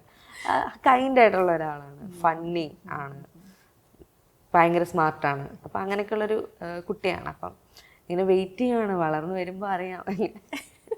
അലീനനെ ഹാപ്പി ആക്കുന്നത് എന്താണ്? ഒരു ഡിപ്രസ്ഡ് ആയിട്ടുള്ള ഒരാളോട് ചോദിക്കാൻ ഞാനിങ്ങനെ ആലോചിക്കുകയാണ് എന്താണ് ഹാപ്പിയാണ്. എനിക്ക് ഒരു ഹാപ്പിനെസ്സിൻ്റെ ഒരു പാരഡോക്സ് ഞാൻ എൻ്റെ ശ്രദ്ധയിൽപ്പെട്ടിട്ടുണ്ട്. അതായത് നമ്മൾ ഓൾറെഡി നമ്മൾ ഹാപ്പി ആണെങ്കിൽ മാത്രമേ ഒരു സ്വാഭാവികമായിട്ട് നമുക്ക് ഹാപ്പിനെസ് തരേണ്ട ഒരു സംഭവം ഉണ്ടല്ലോ, അത് നമുക്ക് ഹാപ്പിനെസ് തരത്തുള്ളൂ. അതായത് ഇപ്പം നമ്മളിങ്ങനെ ഇരിക്കുക, അപ്പോൾ ഒരു കഷ്ണം കേക്ക് നമുക്ക് കൊണ്ടുവരികയാണെന്ന് വിചാരിച്ചു, നമുക്കത് കാണുമ്പോൾ ഒരു ഹാപ്പിനെസ് തോന്നണമല്ലോ. പക്ഷെ നമ്മൾ ഭയങ്കര വിഷമിച്ചായിരിക്കും, നമുക്ക് അതിനകത്ത് ഒരു ഹാപ്പിനെസ്സും തോന്നത്തില്ല. ഇതൊരു സിമ്പിൾ കാര്യമാണ്. എൻ്റെ ഒരു എക്സ്പീരിയൻസിൽ നിന്ന് പറയുകയാണെങ്കിൽ ലൈക്ക് ഞാൻ കുറേ നാളുകൾ കൊച്ചിൽ തൊട്ട് ആഗ്രഹിക്കുന്ന കാര്യമാണ് ലൈക്ക് വലുതാകുമ്പോൾ ഒരു ബുക്കൊക്കെ പബ്ലിഷ് ചെയ്യണം എന്നൊക്കെയുള്ളത്. അപ്പം ഞാൻ വലുതായി ബുക്കൊക്കെ പബ്ലിഷ് ചെയ്യുന്നൊരു സമയം വന്നു. അന്നത്തെ ദിവസം അതിൻ്റെ തലേദിവസമൊന്നും എനിക്ക് ഒരു രീതിയിലുള്ള സന്തോഷവും ഉണ്ടായില്ല. അപ്പം ഞാനങ്ങനെ വിചാരിച്ചു, ഇന്ന് ഹാപ്പി ആവാൻ പറ്റില്ല എന്നുണ്ടെങ്കിൽ ഞാൻ ജീവിതത്തിൽ എന്ത് അച്ചീവ് ചെയ്തിട്ടും ഞാൻ ഹാപ്പി ആവത്തില്ല എന്നെനിക്ക് തോന്നി. അത് കഴിഞ്ഞിട്ട് പിന്നെ ഈ അവാർഡൊക്കെ കിട്ടുമ്പോൾ സ്വാഭാവികമായിട്ടും എല്ലാ മനുഷ്യന്മാരും ഹാപ്പി ആവുമല്ലോ. പക്ഷേ എനിക്ക് ഓൾറെഡി അപ്പോൾ ഒരു ഹാപ്പിനെസ് ഇല്ലായിരുന്നു. അപ്പോൾ അതുകൊണ്ട് ഈ ന്യൂസ് കേട്ടിട്ട് എനിക്ക് പ്രത്യേകിച്ച് ഒരു ഡിഫറൻസും ഉണ്ടായില്ല. ഒരു 2 മിനിറ്റത്തേക്ക് ഒരു എക്സൈറ്റ്മെൻറ്റ് തോന്നി കാണും, അത് ഡൈ ഡൗൺ ചെയ്തപ്പോൾ ഞാൻ പഴയ അവസ്ഥയിലേക്ക് തന്നെ പോയി. അപ്പം അതെന്ന് വെച്ചാൽ ഓൾറെഡി നമ്മൾ ഹാപ്പി ആയെങ്കിൽ മാത്രമേ നമുക്ക് ഹാപ്പിനെസ് ഉണ്ടാകത്തത്. ഒരു പാരഡോക്സ് എനിക്കത് എങ്ങനെ എക്സ്പ്ലെയിൻ ചെയ്യണമെന്ന് അറിഞ്ഞൂടാ. പക്ഷേ ഇതുമായിട്ടൊന്നും ഒരു രീതിയിലും കമ്പയർ ചെയ്യാൻ പറ്റാത്ത ഒരു വേറൊരു ചെറിയ അച്ചീവ്മെൻറ്റ് വന്നപ്പോൾ ഞാൻ ഭയങ്കര ഹാപ്പി. ഓക്കെ. കാരണം ഞാൻ ഓൾറെഡി ഹാപ്പി ആയിരുന്നു. അപ്പം ഈ ഒരു ഹാപ്പി ന്യൂസ് എൻ്റെ ഹാപ്പിനെസ്സിന് കുറച്ചും കൂടി ചെയ്തു. അത് രണ്ടും കൂടി റെസൊണേറ്റ് ചെയ്തു. അതെ അതെ അതെ അതെ. വെൽ, ഇനി ഇപ്പോൾ പുസ്തകങ്ങൾ ഏതെങ്കിലും എഴുതുന്നുണ്ടോ? ഏതെങ്കിലും പണിപ്പുരയിലാണോ? ഞാനൊരു പോയിട്രി കളക്ഷൻ ഇപ്പം ഞാൻ ഈ വർഷം ഇംഗ്ലീഷിൽ എഴുതാനായിട്ട് കുറേ മാറ്റി വെച്ചായിരുന്നു. അപ്പം അത് ഇങ്ങനെ ആയി വരുന്നുണ്ട്. എനിക്ക് ഈ വർഷം എൻ്റെ ഇതിനു മുമ്പ് അനൗൺസ് ചെയ്യണമെന്നുണ്ടായിരുന്നു. പക്ഷെ നടക്കും തോന്നുന്നില്ല. അപ്പോൾ അടുത്ത വർഷം ഞങ്ങളെല്ലാവരും ആരാധകരെല്ലാവരും വെയിറ്റ് ചെയ്തിരിക്കുകയാണ്, ഈഗർലി വെയിറ്റിംഗ്. പുതിയ ഇപ്പോൾ സിൽക്ക് റൂട്ട് പോലെ എന്നല്ല, അതുപോലെ നമ്മൾ ഒരു ഇൻട്രസ്റ്റിംഗ് ആയിട്ടുള്ള ഇതുപോലെ ഒരുപാട് ഒബ്സർവേഷനും ഒരുപാട് ലോകങ്ങളും ഒക്കെ ഉള്ള ഒരു പുസ്തകത്തിന് വേണ്ടി ഞങ്ങൾ എല്ലാവരും വെയിറ്റ് ചെയ്തിരിക്കുന്നു. നമുക്കപ്പോൾ വീണ്ടും സംസാരിക്കാം. ശരി. ഒരുപാട് സന്തോഷം. Thank you. സന്തോഷം. Thank U.